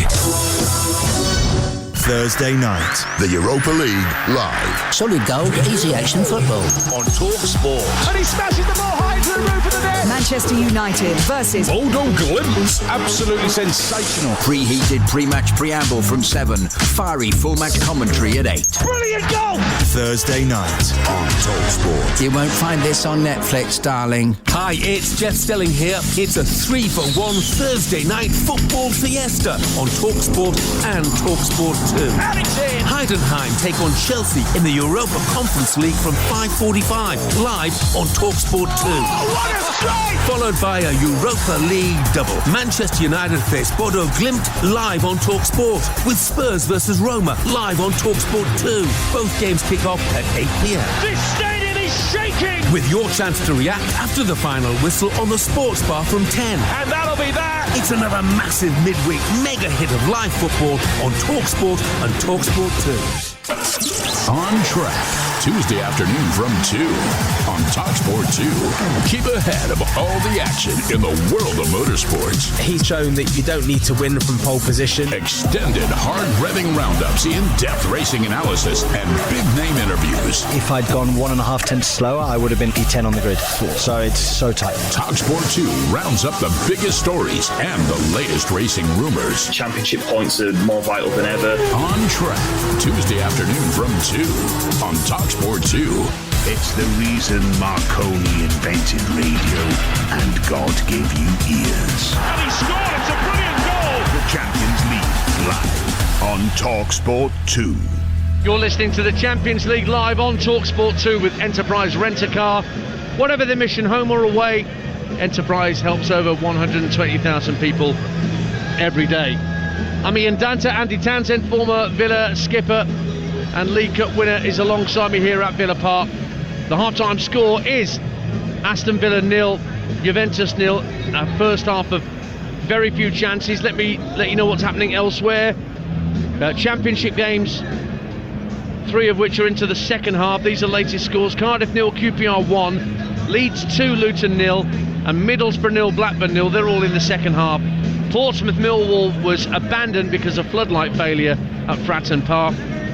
And it's half-time at Pride Park, where it's Derby 0, Swansea 2. In the National League, Ebbsfleet 0, Eastleigh 0 into the second half. So too the leaders Forest Green 0-0 with FC Halifax Town, and Yeovil 0, Barnet 1 is the latest score. In the Champions League earlier today, Red Star thrashed Stuttgart by 5-1, and Sturm Graz beat Girona 1-0. Elsewhere, all half-times, including here at Villa Park, where it's Villa 0, Juve 0, Bologna 0, Lille 1, Celtic 0, Club Brugge 1, and we've just seen Cameron Carter-Vickers' own goal, passing it into his own net, not knowing where Kasper Schmeichel was, played it blind and passed it right into his own net. Incredible. Dinamo Zagreb 0, Dortmund 1, Liverpool 0, Real Madrid 0 at half-time. That's live on Talksport tonight.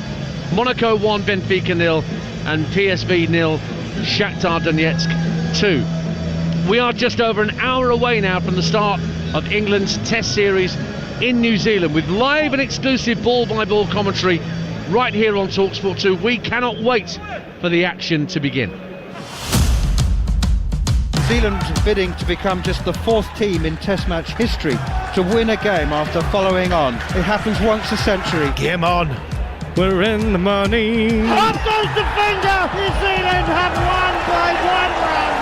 That was obviously a famous Test match. I certainly think we have a fair idea around how they're going to play. Root gets across and clips the ball through the leg side and comes through for yet another century. When Sachin was playing, everyone wanted to bat like Sachin. When Virat playing, everyone in India wants to bat like Virat. Brook has launched it down the ground. Wide Yorker, not this time. It's 6 number 4. I think a lot of kids would be wanting to bat like Harry Brook. Does anybody want to go back to the days when you're grinding out 2 runs and over? Yeah, we got short memories. Oh! The Black Caps have swept India aside. They win the series 3-0. There's something about this England side that made you go, well, do you know what? They just might. Test match cricket at its finest. At its finest.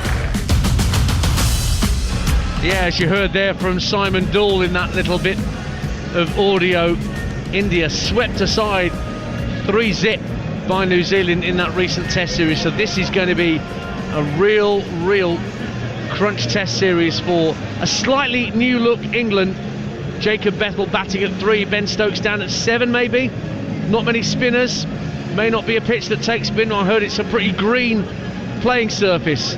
It will move, and Joe Root will earn his 150th Test cap in the series opener today. He's been speaking to Talksport Steve Harmison, and he's incredibly grateful for the career that he's had. A huge privilege, huge honour.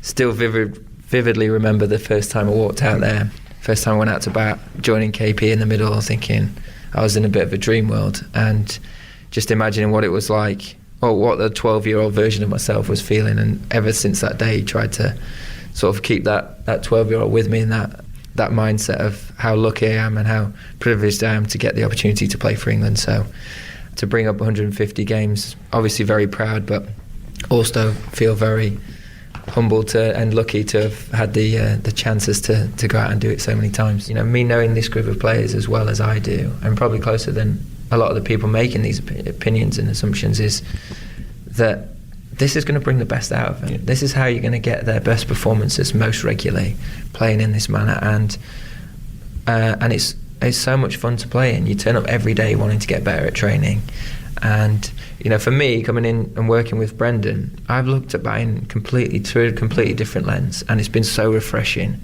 and it's opened my whole game up in a way that I didn't think it could really. You know, managing different aspects of my game better. I've got a better understanding of things that have become less technical and more situational based in how I approach training, and I think it's benefited me a huge amount. And the reason why I've had good consistency over the last couple of years is because of that mindset and that shift in looking at the game through a slightly different lens. And of course there are things that you're going to have to continue to work on technically, but ultimately you've got to outsmart the opposition. You've got to problem solve out there in the middle, and that's what he brings to the table. That's what Ben's very good at doing as captain himself, is working out batters, finding different ways of taking wickets, sometimes conceding a couple of boundaries to do it, but ultimately knowing that's going to get us where we want to get to faster. Joe Root from Yorkshire in conversation with our own Steve Harmison ahead of his 150th Test appearance, which he will make tonight. The cricket team, the Talksport 2 cricket team, will be live with all the build-up over on our Talksport Cricket YouTube channel In about half an hour's time, from 9:30, you'll hear that full interview with Joe Rutenharmy during all the build-up and the lunch interval of today's play. And a reminder, live and exclusive ball-by-ball commentary. Soon as we're done here at Villa Park, we will head over to John Norman and the team in Christchurch for the first ball of the innings, whether it is New Zealand or England who are batting. So that is to come tonight from 10 o'clock with Talksport 2 and nowhere else. Ball-by-ball coverage of New Zealand against England. And don't forget, the live European football will continue tomorrow evening here on Talksport 2 with a double header of Chelsea at Heidenheim in the Conference League at 5:45, and then Jim Proudfoot will be in North London, Spurs welcoming Roma in the Europa League, and over on Talksport, Manchester United are at home to Bodo Glimt, and that'll be Ruben Amorim's first taste of a match as Manchester United manager at Old Trafford.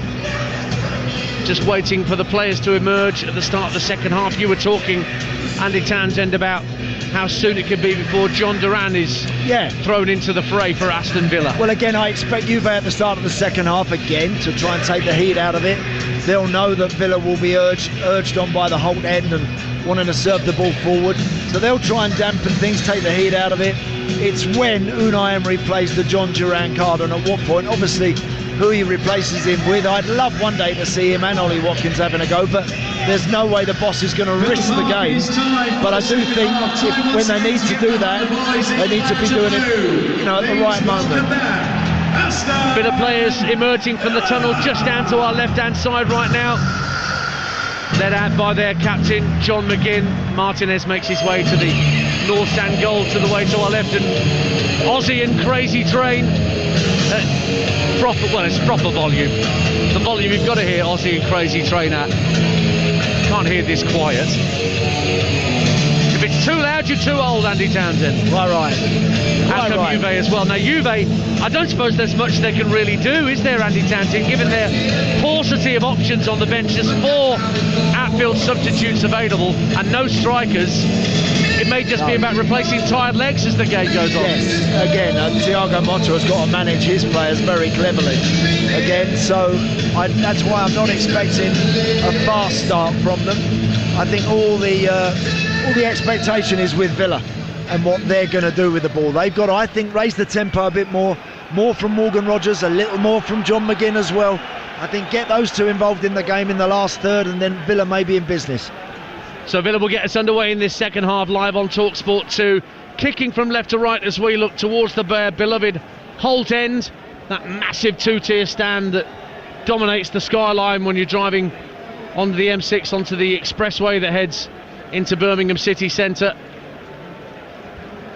And Juve in their change strip of all dark blue, kicking towards the north stand to our immediate left.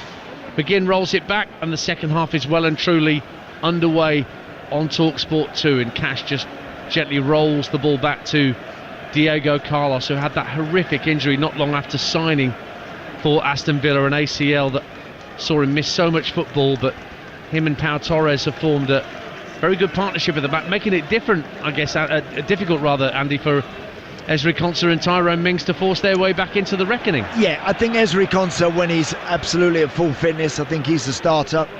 Tyrone Mings is going to have to wait, but has done very well to battle back. Here's Digne down the left-hand side, tries to put the ball into the box, diverted behind by Kalulu for an early corner in this second half at the Holt end for Aston Villa, 0-0. Yeah, perfect that is. Perfect way to start the second period. Just sending Juve backwards, right under that crossbar at the Holt end, with a corner now to be whipped in. Just trying to work out who's going to take the corner. Looks like John McGinn's going out. Yeah, and Tielemans has gone out there as well. In fact, Tielemans has gone out there, and so has Bailey. They're like doing shuttle runs, and eventually it's Bailey that takes it. Roll to Tielemans. It's one off the training ground. McGinn, left-hand corner of the box, lifts it deep to the far post. It'll be kept in play by Morgan Rogers, and he does well to work it back to Cash. First time ball swept into the area. Half volley clear by Juve, only as far as Digne. Out on the left-hand side, I'll run you through the lineups in just a minute. Digne goes again, down the left-hand side, gets to the dead ball line, pulls the cross back, and Di Gregorio gets his hands to it and holds on to it at the second attempt for Juve, 0-0. Nice cross, Luca Digne on the left side, stretching at full stretch to keep that in, and just manages to stand it up. Goalkeeper does well off his line to claim it on the 6-yard line. Forest Green Rovers 1, FC Halifax Town 0. The National League leaders are ahead just after the hour mark of the new lawn through Carl McAllister. 3 games in the National League tonight, and there are still some games in the second half in the Championship. Portsmouth Millwall abandoned because of floodlight failure. They'll have to do it all again at Frampton Park at some stage. And the ball's with Turn Koopmeiners. Turns it out to the left-hand side for Thuram. Ball's out of play. So quickly the lineups for Villa. Martinez in goal. Cash, Diego, Carlos, Torres and Digne. Camara and Tielemans. Bailey, Rogers, McGinn and Watkins. And for Juve, Di Gregorio, the keeper. Savona, Gatti, Kalulu, Cambiasso, Locatelli and Thuram. Conceição, Koopmeiners and Yildiz behind Weah in attack. And the ball's out with the nippy little winger Francisco Conceição on the Juventus right hand side as he runs down that far touchline at the Doug Ellis stand side of the ground. That's where the Juve fans are, and Conceição has it again in front of those fans, almost at the edge of the penalty area, weaves his way past Digne into the area to the dead ball line, pulls it back, claims for handball against the Villa player from Koopmeiners and from Yildiz. Nothing doing, says the Spanish referee, and the ball's back in the arms of Emiliano Martinez. But Conceição dangerous down that right hand side as he wriggled his way into the Villa box. 0-0. Really good run from Conceição, and having got right to the byline, he's then looking to cut it back, and he fires it in towards Pau Torres. It kind of hits his thigh, then up onto his arm. I don't think it's ever going to be given as a penalty. His arms weren't flapping around, they were tucked in. It's a great run. McGinn really strong to get away from Thuram. Gets down the left-hand side of the area, holds it up. Oh, he saw the run of Morgan Rogers and tried to feed him as Rogers was making a barrelling run towards the area. Deflected away. Digne now gives it to McGinn, left-hand corner of the area, trying to flick it back to the French fullback, but it was easily picked off by the Juve backline. And now Juve want to throw inside their own half just to further antagonise Villa, who thought they had got up a head of steam there. 0-0. Yeah, chance for John McGinn on the edge of the box. And they just, again, that little spark, that little bit of confidence in and around the edge of the box. It's not quite at full flow for Villa. Hasn't been, sorry, Dance, for a while now, but they've just got to keep on going. It's all you can do. Every team in the land suffers from a bit of a lack of rhythm and confidence from time to time. You just got to keep going. 4 minutes gone in the second half. On Talksport 2, 0-0. And now Koopmeiners comes forward, and Martinez got smartly out to the edge of his area. The offside flag went up against Koopmeiners anyway, but Martinez quite cleverly slid out to the edge of the area and cleared with his right thigh just to keep it away from Koopmeiners. Yeah, good run that. Really good run from Koopmeiners. And again, Martinez really smart on the edge of the 18-yard box, deals with it with his thigh, as you say, and just makes sure he makes that all-important first contact. But again, got to be nice and composed at the back. Monaco 1, Benfica 1 in the Champions League. Vangelis Pavlidis equalises for the Portuguese side. And in the National League, bottom side Ebbsfleet have had a rotten time of it. Just one win in the league all season. They're trailing at home to Eastleigh. Scott Quigley for the goal, with the goal for Eastleigh. Morgan Rogers for Aston Villa at 0-0. Finds Tielemans running through the centre circle. Good run from Tielemans, slides it out to Bailey, right hand corner of the area, steps inside his man, gives it back to Tielemans, who goes down, free kick, edge of the area. Thuram with the foul. Another chance for Villa with a set piece at the edge of the Juventus box. 0-0. Again, waiting for a card to be shown, because Yuri Tielemans is about to hit that right absolute centre of the goal, and it's a clumsy challenge from Thuram, tracking back, trying to deny him, clips him, bounces him onto the floor. Referee gives the free kick, which is the important thing, but no card. And now Thuram is standing in the 5-man Juve wall inside the area. Again, this free kick is just to the right of centre, 25 yards out, Andy Townsend. 24, 25 yards out.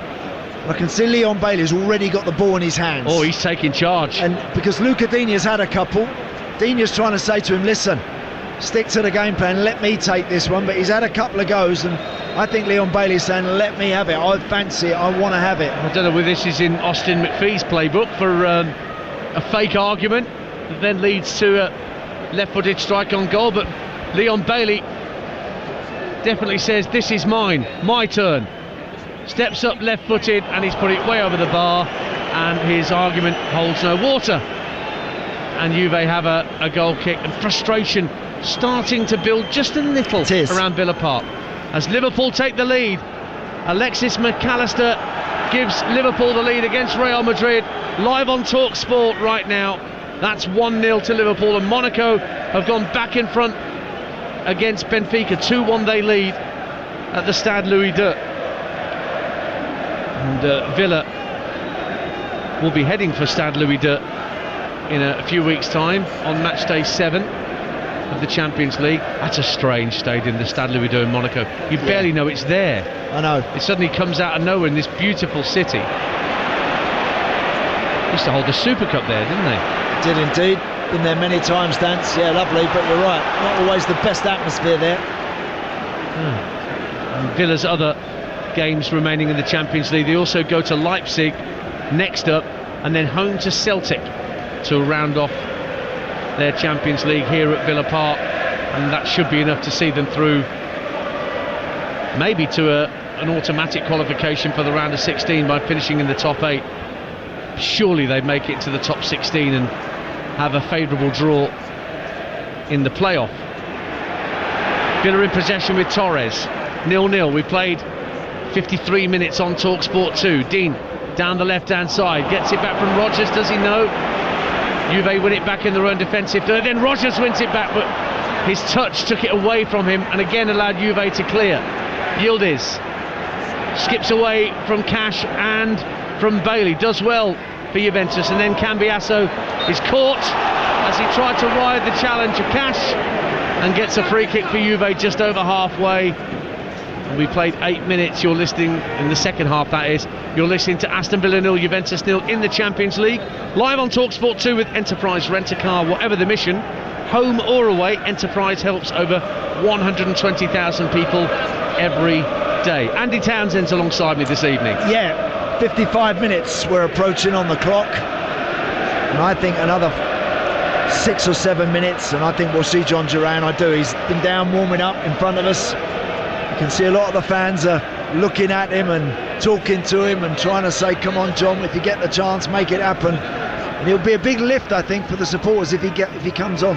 Here's Yildiz meantime for Juve, left hand side, loses his footing as he came in field, getting away from Cash, but Juve kept the high press as Villa have it back at their own dead ball line. Diogo Collis rolls it back to the keeper Martinez, who was almost caught by Weah, but he managed to get it clear down to the other side, the left-hand side, and Villa do clear their lines and do well. Tielemans plays it in field to Boubacar Kamara in the centre circle, drives it forward for the run of Morgan Rodgers down the left-hand side. Locatelli goes out with him. Cross comes in from Rodgers, and the ricochet works well for Juventus, and Di Gregorio will just club it forward right-footed. Doesn't get that far, and Villa win it back on halfway, 0-0. Do you know, that was really good play from Villa. It went right back to Martinez, who was under pressure on his own line with the ball at his feet. They went from one side of the field to the other, up the line. Eventually Morgan Rodgers on the edge of the 18-yard box again was a little indecisive. So far I haven't seen much of Morgan Rodgers tonight. He's just been on the edges of it. It's John McGinn that's kind of operating in the 10 position, Dance, in behind Ollie Watkins. Rodgers is kind of just slightly off that left-hand side. We haven't seen as much of him, I think, as he would have liked, and certainly Unai Emery would have. In the Champions League, Monaco thought they were 2-1 up. That goal was ruled out by VAR. Now Benfica have gone 2-1 up. Alexander Barr for Benfica. Boubacar Kamara for Villa goes down, fouled, midway point of the half. Koopmeiners and Locatelli, and that he's just thrown the ball away. He's just thrown it away as the referee is talking to Locatelli, and that's what's incensed the whole 10 faithful, in particular away to our right hand side. But again, it's not being punished. No, the ref should be told about that. There's enough officials around to see exactly what happened here. As the referee is talking to Locatelli, the centre half picks the ball up and throws it behind the goal. trousery already very much in evidence from Juventus. Tielemans with a free kick, midway point of the Juve half, just to the left of centre, plays it along the deck into the area. Rodgers back to goal, tries to hold it up, feels his shirt was being pulled. There's certainly about 10,000 Villa fans behind that goal who thought his shirt was being pulled, but Juve come forward on the counter-attack. Conceição finds Weah, gives it back to Conceição down the right-hand side in front of those travelling Juve fans. Very neatly clipped infield to the captain Locatelli in the centre of the Villa half of the field. Now Conceição has it again, faced up by Rodgers, jinks past him, flicks it back again to his captain Locatelli. Kalulu plays a 1-2 with Thuram. Now back out to Locatelli once again. Villa have got everybody behind the ball now. Gatti finds Cambiasso on the halfway line, and he'll give it back to Kalulu, the centre half. Dortmund 2-0 up at Dinamo Zagreb in the Champions League. Rami Bensebaini gets the second for the German side. 0-0 here on Talksport 2. We played 57 minutes at Villa Park. Thuram turns the ball over the halfway line down the right hand side, looking for Conceição, headed clear by Digne, only as far as Locatelli. He hits a ball into out fully 40 yards, looking for Yildiz.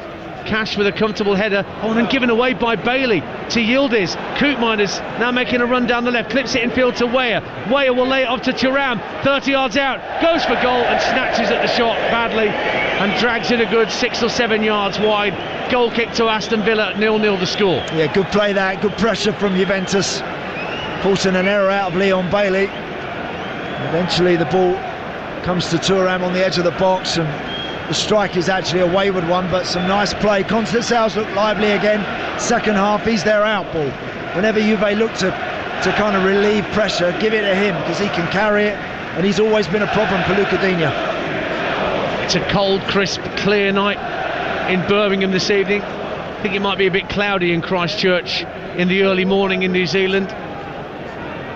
Don't forget, as soon as we're done here at Villa Park, we're straight off to New Zealand for exclusive ball-by-ball commentary of the first test between New Zealand and England. I will bring you details of the toss and which way it's gone in the next few minutes. You know, when you said that earlier, Dan, as soon as this game finishes, we're straight off to Christchurch. I thought, well, look, no one said anything to me about it, but I'm happy to go. If we can get out the car park. That's the first struggle here at Villa Park, isn't it? Let's face it. It does take a while to get back onto the main road, but that's the same at pretty much every football ground. Some slightly worse than others. But, you know, we can't leave early, even if other people can. It's true. Monaco down to 10 men against Benfica. Not only are they trailing, Wilfried Singo's been sent off, and Real Madrid have a penalty, I'm told, at Anfield. If you've got the app on, you can quickly flick back to that game and see whether they can equalise. Liverpool 1-0 up over on Talksport through that Alexis McAllister goal, but Real Madrid have a penalty, and Celtic have equalised at home to Club Brugge. 1-1 there at Celtic Park. Celtic are not beyond the possibility of getting into the round of 16 playoff. After that thumping from Dortmund, you'd have thought otherwise. Villa coming forward, trying to release Watkins through the middle, but Cambiasso, the left back, comes across and very calmly cuts it out and rolls it back to his keeper. 0-0. Yeah, good defending that from Cambiasso. Good spot from Yuri Tielemans, trying to thread that one between centre half and full back, but Cambiasso did well to deal with that. That's the voice of Andy Townsend, former Villa captain and League Cup winner. You can hear alongside me Ian Danta here at Villa Park. An hour gone. Aston Villa 0, Juventus 0. Still no signs of changes from the bench just yet. Villa have got a free kick, handball I think, inside the Juve half, taken quickly by Rodgers, out to Bailey on the right wing, looking to run at Cambiasso down that right hand side, gets to the byline, the cross, couldn't wrap his foot round it enough, and Mbappe's penalty has been saved by Caoimhin Kelleher, and it stays 1-0 to Liverpool on Talksport. Fantastic. He's a good goalkeeper, Caoimhin Kelleher, for a number 2. Well, I'm so pleased that it means that no one's talking about Alisson being out injured. Can you remember the panic up when Alisson, the news broke? And I thought it was a great disservice to a guy like Caoimhin Kelleher, who's been waiting and biding his time for his opportunity, and he has been smashing for Liverpool, and I'm pleased for him, if nothing else. So still 1-0 to Liverpool, still 0-0 here at Villa Park. It's Dyson Maeda, incidentally, they got that equaliser for Celtic against Club Brugge. 1-1 there in Glasgow. Here in Birmingham, we're waiting for the breakthrough. Boubacar Kamara lays it back to Diego Carlos at the edge of the centre circle.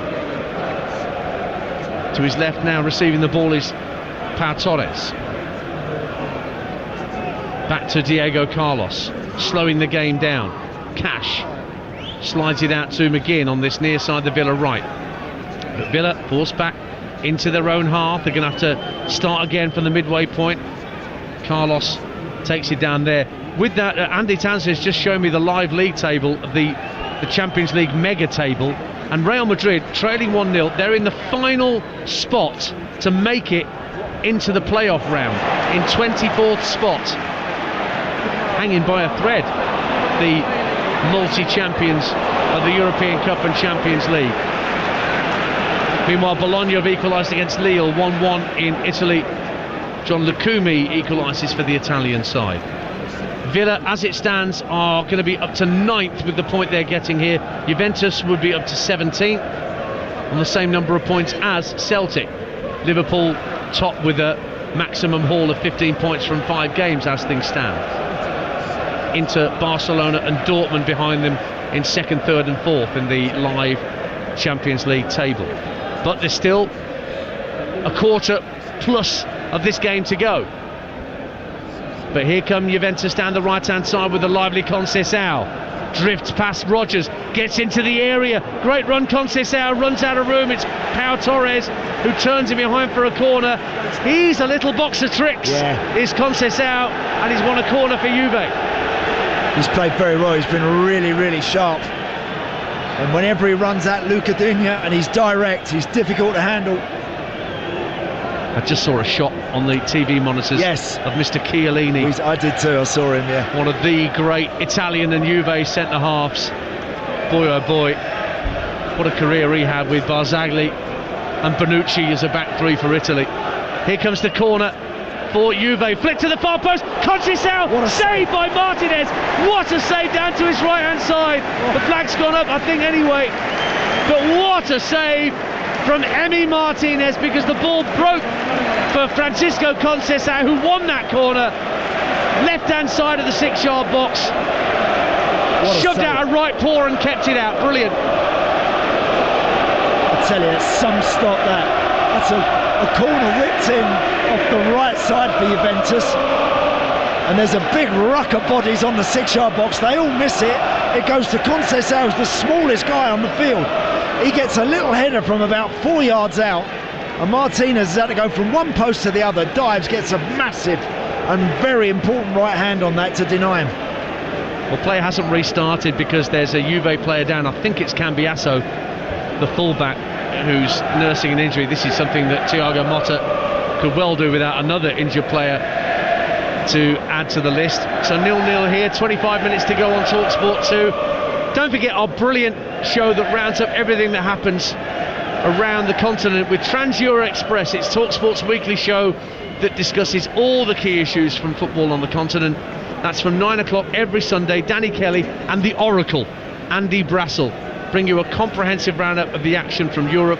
And the best bits of Trans-Euro Express are now also available as a podcast on the Talksport app. Change being made by, and it's Savona that's going off to allow Danilo to come on for Juventus. It was Savona that was down injured, I beg your pardon, not Cambiasso. So Danilo wants a Manchester City centre-back, played for Porto and Real Madrid. He's on in place of Savona for an enforced change for Juventus at 0-0. Blackburn have scored at Middlesbrough.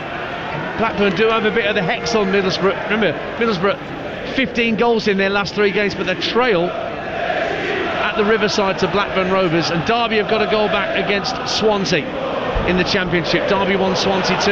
Now Weah making a run through the middle for Juventus, but Diego Carlos got possession and then was pulled back by Weah. And Villa just had a bit of a wobble for a minute there. Yeah, because that was a direct ball, 50 yards, pinged straight up the middle of the field. Both centre-halves have watched it go over their head. Weah looked like he was going to run between the two of them and get there first before Diego Carlos put that huge, impressive frame in the way and just deny him. It was Nathaniel Mendes-Lang that got Derby's goal back against Swansea. 2-1 Swansea lead at Pride Park, and it was Dominic Hyam that scored Blackburn's goal at Middlesbrough for them to have the lead. Lille are in front in Bologna. Mukau with a goal to make it Bologna 1, Lille 2, and Barnet starting the night third in the National League. They now lead at Huish Park against Yeovil 2-1. Danny Collins with a goal for Barnet. I really think John Duran's got to get on and get on quick. But there's a quarter of the game to go now, Andy. Got to get him on quick. I mean, Unai Emery, I think that's a sign of how unsure he feels about this evening and the way this game's going, that he hasn't made that change. Juve are coming onto a really good spell. Here's Weah, inside right channel for Juve, plays it out to the tricky Conceição. This time Lugadin stands tall and wins it, and Conceição was offside anyway, so a free kick to Villa in their left back position. But still no sign of any Villa players getting stripped and ready to come on here, Andy Townsend. Well, look, it's very tight, and again, as much as Unai Emery would want to win this one, the worst thing that can happen is that they get done trying to go a little bit too gung-ho in the last period of the game and get caught. He's a vastly experienced manager. He's not going to have any of that. If he has to take a 0-0, he'll take it. Leeds 3, Luton Town 0 at Ellen Road in the Championship. Point safe once again for Daniel Farke. Here's Koopmeiners for Juve at 0-0. Right hand side, cutting infield to the midway point of the Aston Villa half as they attack the north stand to our left in this second half. The captain, who is now Danilo, who's taken the armband from Locatelli. Ball whipped in by Conceição, but a comfortable catch in his 6-yard box for Martinez. Daniel James got that third for Leeds United against Luton Town. Do you know what? And the subs are warming up, Dan's right. They're sprinting up and down. You want to catch the manager's eye just for a split second, just to see if he's going to give you the curly finger. Back you come, son, and get ready to go. But so far, his hands are well in his pockets, Unai Emery, and he's not interested. No, his eyes are only fixed on what's going on the pitch in front of him. But there's a bit of a conflab going on between the Villa players waiting for that call. Ross Barkley waiting for a call. Also Emiliano Buendia in amongst there. Had so little football because of injury during his time at Aston Villa. Liverpool now have a penalty over on Talksport. Already 1-0 up against Real Madrid. Use the app and flick over to that to see if they can convert it at Anfield. 0-0 here. Foul on Tielemans. Quickly taken free kick by Camara, finds Rodgers, early ball into the centre circle of McGinn. He now releases Leon Bailey, right onside into the area, faced up by Cambiasso, still got it Bailey, pulls it back into McGinn, blocked by the legs of the goalkeeper, and Juve can clear their lines. John McGinn thought he'd given Villa the lead. Oh, what a chance. But the keeper denies the Scot, and now Conceição trying to lead a counter-attack for Juve. Brilliant run from Conceição, gets over halfway and feeds it for Weah. Weah holds it up and then finds Koopmeiners down the right wing. He lays it off to Conceição. Comes in field, goes for goal. That's ambitious from Conceição and goes way over the bar. 20 minutes to go, and Mo Salah's missed the penalty for Liverpool. So 2 penalties missed. He's hit the post and it goes wide. So it stays Liverpool 1, Real Madrid 0. But just there, it could so easily have been Villa 1, Juventus 0, Andy Townsend. It could have been. Leon Bailey did really well. He went on the outside on his right foot, cut it back for John McGinn on the 6-yard line. But he's on his right foot and he kind of scuffs it a bit. I don't think he really hits it clean. If he just gets it up off the floor, I think it flies in the back of the net. And just seeing John McGinn there shaking his head, he knows he didn't quite catch it. In fact, it was Locatelli who blocked it on the line rather than the goalkeeper with his foot. Free kick on halfway to Aston Villa. Fans trying to get their second wind and see Villa home, and John Duran is stripped and ready, and so too is Ross Barkley. It's going to be a double change for Villa to try and change things in their favour here. Forest Green 1, FC Halifax Town 1 at the new lawn, so the leaders peg back in the National League. Monaco 2, Benfica 1. Songutu Magassa for Monaco. God, there's been lots of goals ruled out for VAR there tonight. Ball's back on halfway with Pau Torres. We wait and see who's going to be withdrawn to allow Messrs Barkley and Duran to get onto the pitch for Aston Villa. They've got less than 20 minutes to do something about this 0-0 scoreline. McGinn chipping the ball into the box, and Digne out to the left-hand side it goes, and Morgan Rogers. Tielemans lays it back for Camara. Ball clipped down the left-hand side of the box, looking for the run of Rogers, but it's overhit and behind for a goal kick to Juventus. That should allow the change to be made if Unai Emery wants to. No great urgency about the change, is there? They're not quite ready to go yet. I think just going through their last few details from Austin McPhee and the other coaches, just making sure everyone's aware of exactly where they have to be defensively, and picking up, particularly John Duran, who's he going to pick up, which players he's detailed to look after. I'm interested to see who comes off. Morgan Rogers has been quiet tonight, hasn't really got up to speed, I don't think. McGinn, great chance just now, but it'd be interesting to see whether it's Ollie Watkins that makes way. You would imagine Camara would make way, having just come back into the side for Barkley to get his opportunity. Here's Locatelli meantime. Or Tielemans on a yellow as well. That's true. Yildiz for the visitors rather. Out to the left-hand side, and Timothy Weah cutting in field to the left-hand corner of the box. Cambiasso tries to clip it down the left-hand side of the area. Neatly done for Yildiz. Gets away from Cash, goes down under slight pressure from Cash. Wanted a penalty, nothing doing. Goal kick awarded to Villa away to our left. And here comes that double change, and the board is about to go up from the fourth official, Martinez Munera, to let us know exactly who is coming off, although he's trying to work out how to work the board, I think, at the minute. They got them same batteries in this board as they had on the lights down at Pompey, I think. Yeah, if you didn't hear, Portsmouth Millwall was abandoned because of floodlight failure at Fratton Park earlier tonight, although as we guessed, it's something to do with Alex Crook plugging something far too powerful into the plug press box and shorting out all the electrics. Still we wait for the change to be made. Also, John McGinn's looks like he's taping up his, he might be wearing a ring or something, and they want it taped up a little bit better before they can get him on, but wasting time here. They're fiddling around down there in the technical area. They want to get these boys on quick. It's now just over a quarter of an hour to play. They were ready to come on with 20 minutes to go. 0-0. Ball's worked back to Di Gregorio on loan from Monza at Juventus. Cambiasso, the left back, faced up by Bailey, has to clip the ball infield to the centre of the half, over the head of Locatelli, and picked up by Pau Torres. Torres striding forward for Villa, out to the left hand side for Luca Digne. First time cross into the box, headed out by Thuram, only as far as Tielemans goes down, but was dispossessed fairly, says the referee, and Thuram will bring the ball clear for Juve and find Yildiz up to the halfway line. Held up by Leon Bailey, finds Locatelli, and Locatelli, quick feet from him, plays a 1-2 with Cambiasso, and Juventus just calming things down with possession inside their own half. Out it goes to Kalulu, and then to the far right hand side, and Danilo, who came on for Savolo earlier. And sensibly, Dan's Juve keeping the ball.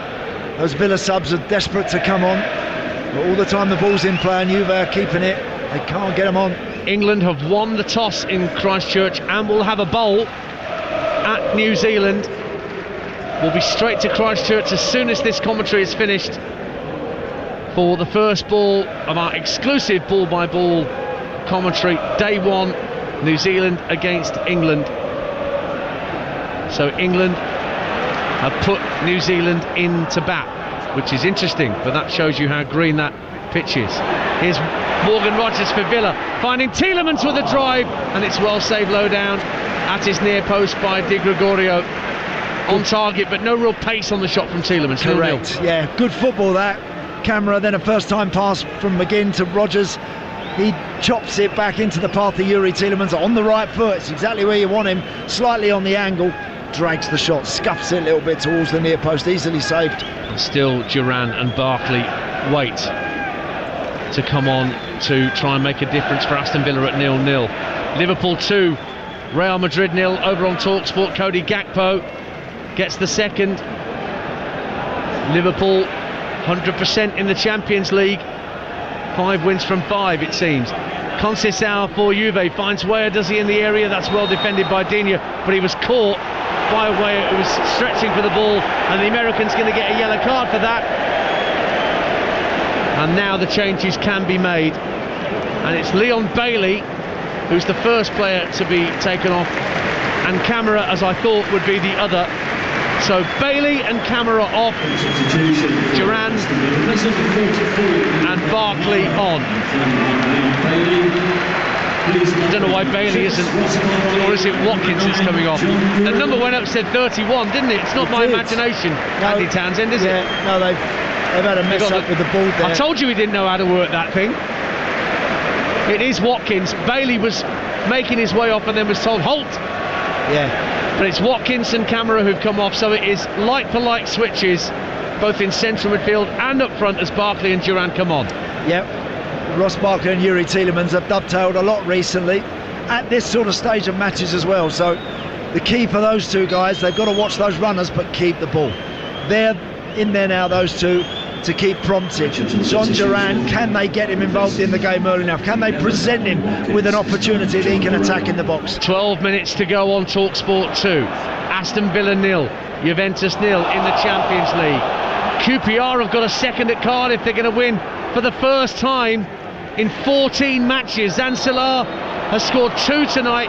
Cardiff 0, QPR 2. The bottom side in the Championship, earning all 3 points for the first time in a very long time for Marti Cifuentes. Forest Green and Halifax have drawn 1-1 in the National League. That's a full time at the New Lawn. Juve have a free kick inside their own half, and I think there's another change being readied by Juve, and they've not got many options on the bench, as we mentioned right at the start of commentary. Just 4 outfield players. I think Samuel Mbangula is going to be on, but meantime they've got plenty forward here in this attack.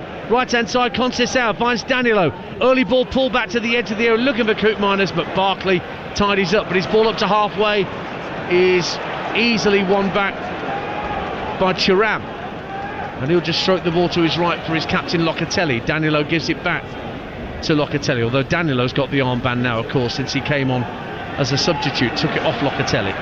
Conceição again, been so lively all night for the visitors. Drifts away from Morgan Rogers, gets back at him. They're going to go on the outside of him, maybe no, they'll just lay it back to Locatelli. Yildiz is in space at the far post near to our commentary position, waiting for a ball in. Conceição trying to roll his way past Rogers again, really tricky and nimble, and it goes down, fouled by Rogers. Free kick to Juventus, out on that right hand side in front of those travelling fans.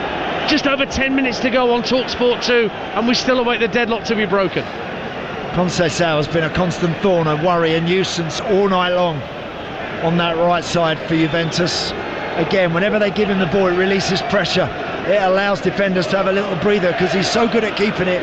He's won his team a free kick wide on Juventus right, which Koopmeiners is going to whip in with his left foot. Yeah, from 10 yards from the corner flag, tight to that far touchline. Be a left-footed in-swinger from Teun Koopmeiners into the near post and flicked on and wide for a corner kick. Came off a Villa player. Last of all, you're listening to Aston Villa 0, Juventus 0 in the Champions League, live on Talksport 2 with Enterprise Rent-A-Car. Enterprise has vans of all shapes and sizes, so if you've got a plan, we've got a van. And we've got a corner here, once again for Juve, to be taken by Koopmeiners, where the North stand meets the Doug Ellis stand. Left-footed, deep delivery to the far post. Conceição again was the target, the smallest man on the field, but this time Morgan Rogers was patrolling that area, headed behind for another corner. First corner deliberately whipped into the near. The second one goes big towards the far post, but the big guy stayed at the near post, and it was Conceição. He must be about 5'5" at the back post. He was looking to get on the end of it. So now the corner kick is where the North stand meets the Trinity Road, just down to our left, and Yildiz will strike it right-footed in swinger. Weah tried to help it on its way, but headed it down and straight to Leon Bailey, who brings the ball clear. Cash has gone ahead of him. Duran going through the middle. Cash picks it up now just over the halfway line. Schemes his way in field, does well. Matty Cash leaves it for Tielemans. Plays it out to Bailey on the right wing. two players watching him, and Yildiz, one of them, puts it out of play for a throw. 0-0 it stays. Just needed to switch that there, Villa. The space was on the left side with Luca Digne. Change being made by Juventus, and Kenan Yildiz is coming off, and Samuel Bangula, just 20 years of age, academy graduate at Juventus, made his breakthrough this season, really, the Belgium under-21. And he's on in the left-hand side of midfield as a straight swap for Kenan Yildiz. Gets into defensive position as Villa have a throw, midway point of the half.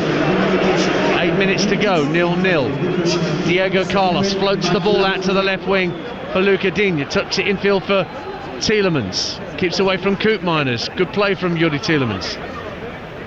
Now Ross Barkley, 2 goals in 2 games for him.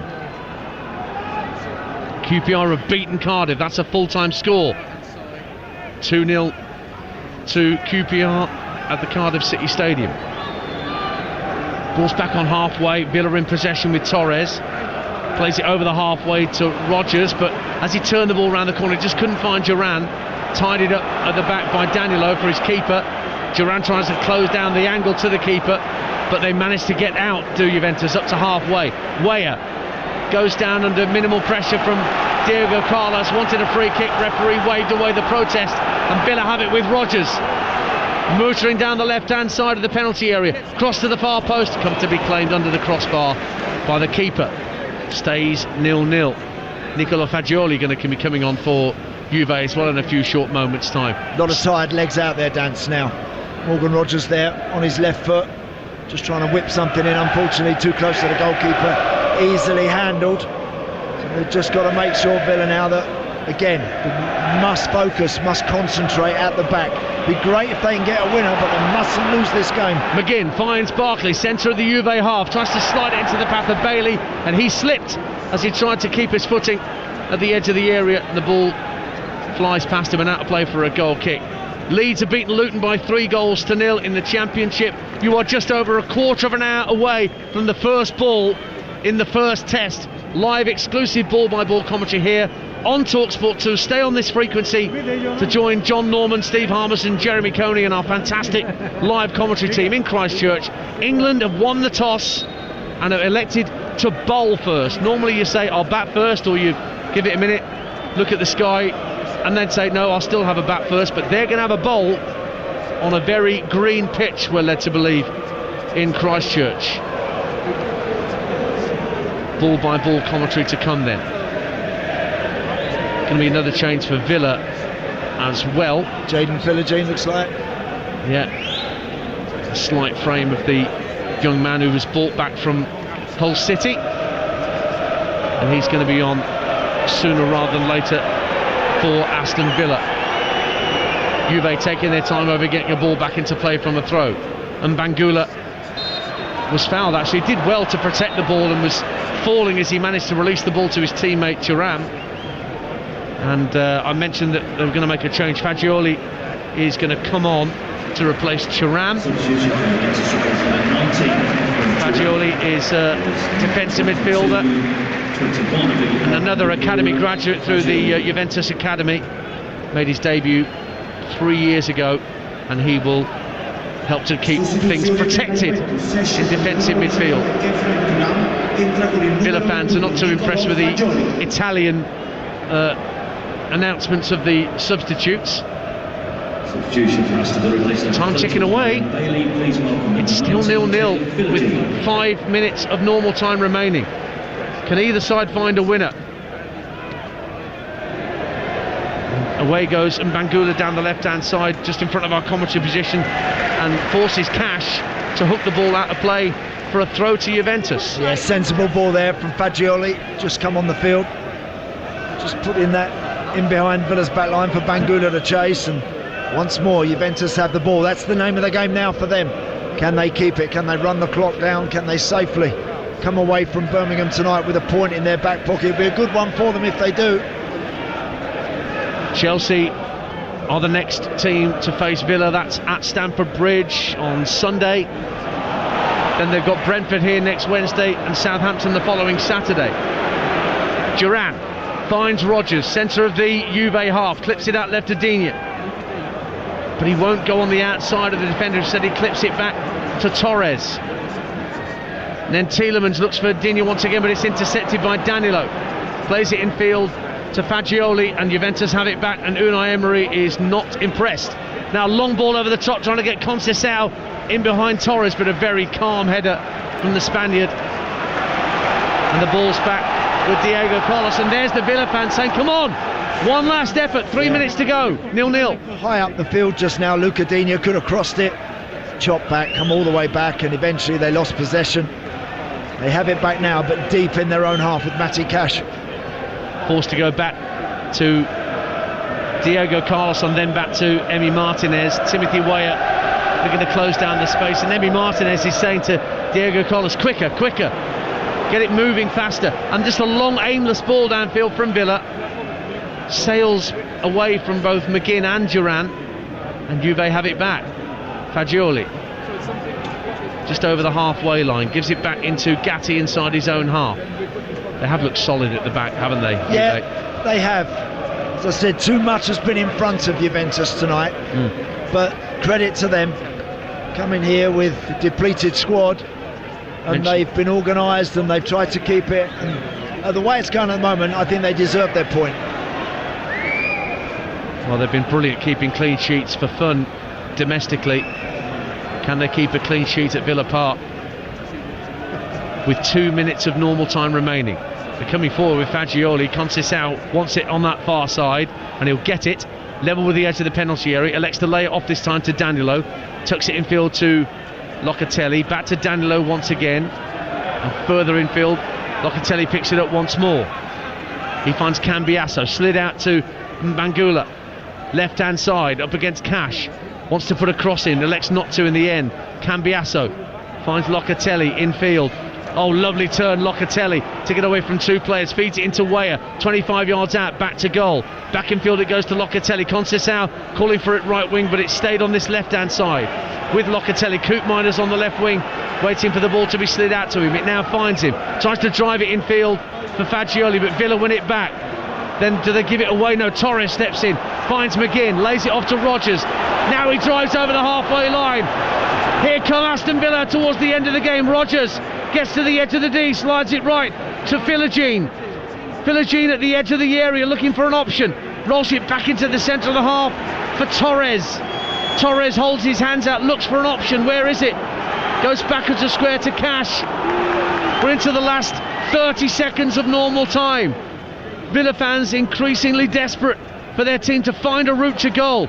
Digne up to the edge of the area, given back to him by Duran. Now down the left-hand side of the box, Rodgers finds Digne again. Rodgers left-hand side being closed down by Conceição. Torres with a deep ball to the far post, and the goalkeeper catches it and collides with the far post as he did so. Did well, Di Gregorio, 0-0. Yeah, he did do well. They're a good spell of pressure from Villa, but again, just lacking the belief in the final third. They really are. They're short in that area of the field at the moment. 3 minutes of added time at 0-0. We're into that now on Talksport 2. We'll be off to Christchurch as soon as we're done here for the first ball of the first test. Exclusive ball-by-ball commentary coming up of New Zealand against England. But will we have a winner before then? Here at Villa Park, 0-0. Fagioli for Juve. Lays it back to Cambiasso. The ball's 10 yards inside Villa's half of the field. Cambiasso, good run. Oh, play the ball in field that Fagioli had his back to play. Picked off by Yuri Tielemans, driving through the centre circle. Options left and right. Rodgers to his left. Picks it up now. Rodgers up to the edge of the area. Couldn't get past Danilo, but the ricochet favours Tielemans. Duran out on the left wing. Tries to play a 1-2 with Rodgers, but that was telegraphed, that return pass from Rodgers, and picked off by Locatelli. And Conceição, as he's done all night, trying to drive tight to that far touchline and win to throw for Juve, 0-0. Oh yeah, just for a moment or two I thought someone was going to try and get a shot away. They've been disappointing tonight, Villa, in terms of getting their shots away, working the goalie, continually asking questions. That side of their game has kind of vanished a bit at the moment, and it's something they're going to have to work hard at to rediscover. But lots of effort, of course, sensibly making sure they don't give anything away, but they've just lacked the spark required, I think, at Champions League level to come through nights like this. Ball's on halfway line, Juve in possession. We've played a minute and a half of the minimum 3 that was added on by the Spanish referee. And the ball's out with Mbangula left-hand side as he cuts in field, gets into the area, gets away from Cash, tries to lay it back to a teammate. Koopman is back to the edge of the area, might drop for Gatti, the centre-half who's come forward. Lays it back to Danilo. Now Fagioli, back to the halfway line, intercepted by Villa. Picked off by Diego Carlos, who rides a challenge and runs into the Juve half. Still Diego Carlos. Rides the challenge of Mbangula, and he doesn't get rid of it. And Juve win it back. And it's driven forward by Koopmeiners. One last chance for Villa. Foul on Pau Torres by Koopmeiners. Yellow card for Koopmeiners, and Villa, their last chance of the night is going to be a free kick from just inside the Juve half. 0-0. Oh, it's a great run from Diego Carlos. He's gone from halfway inside his own half of the field to the edge of their box, then knock it off. He's got John Duran standing outside him, rolling the ball, man.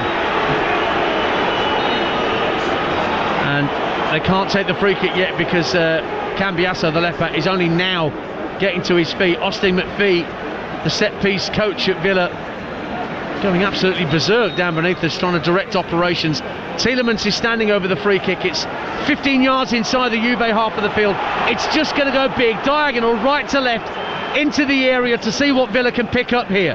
Last chance of the night. The 3 minutes have been played. 0-0. Tielemans takes the free kick right-footed, decent delivery. Keeper goes up, drops it. It's tucked in by Morgan Rogers. And the whistle's gone. The whistle has gone for a foul on the keeper, and Villa's joy is short-lived.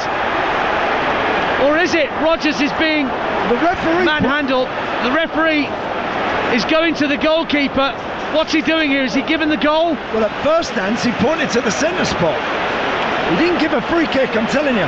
But it's obviously going to be checked. Morgan Rogers, it was a looping cross whipped in from Yuri Tielemans. The goalie grabbed it and he lost it. Now, was he fouled in doing so? Morgan Rogers then knocks it into an unguarded net. But it's just whether or not. Now, usually in these situations, the goalies get the benefit. Let's have a look at it now. We can see it on our monitors. Well, the free kick comes in from Tielemans. Di Gregorio goes up. He doesn't get it. He flaps at it and he misses it. This is going to stand. This is going to be given VAR. Diego Carlos was the man going in on the goalkeeper, but didn't do enough to put him off. It didn't look like it. The scoreboard's already been changed to indicate that it's 1-0 to Aston Villa. And now we're just waiting for VAR in Nyon in Switzerland. Alejandro Hernandez is the man in charge of the VAR, and they'll be taking a look and making sure that this is legitimate. Meanwhile, Di Gregorio's getting treatment, the goalkeeper, inside his own penalty area. Well, he's obviously hamming it up, the goalkeeper. He's making out he's been knocked for 6, and he hasn't. He came at full stretch to get it. He's under a little bit of pressure, I've got to say, from Diego Carlos. Was it a foul? I didn't think it was a lot of contact, honestly. I really didn't. But it looks like he's going to get the benefit of the doubt. So, what has the referee decided? The Juve players want a free kick inside their own penalty area, but the referee, I think he's disallowed it. He's disallowed it. VAR has maybe had a look, or maybe he's decided himself, but that's a very, very unsatisfactory end to this game at Villa Park. The boos ring around Villa Park because they thought they'd got the 3 points right at the death when the free kick was sent into the area. Di Gregorio, the goalkeeper, flapped at the cross. Morgan Rogers chucked the ball into the empty net. But the Spanish referee, who the Villa fans have not been happy with all night, elected not to award the goal. Only a point for Villa. They're just outside the top 8 with that point that they've earned tonight. Let's pick our man of the match with Enterprise Rent-A-Car. Man of the match on Talksport 2 with Enterprise Rent-A-Car. Enterprise has vans of all shapes and sizes, so if you've got a plan, we've got a van. Man of the match tonight. Well, Villa had lots of huff and puff tonight, but just not quite enough where it really mattered. I thought there were plenty of them. I'm going to go for the goalkeeper. Made a couple of very, very big saves, Emi Martinez. I think tonight I would give it to him because they just didn't quite have enough out on the field. Emi Martinez then wins man of the match with Enterprise Rent-A-Car.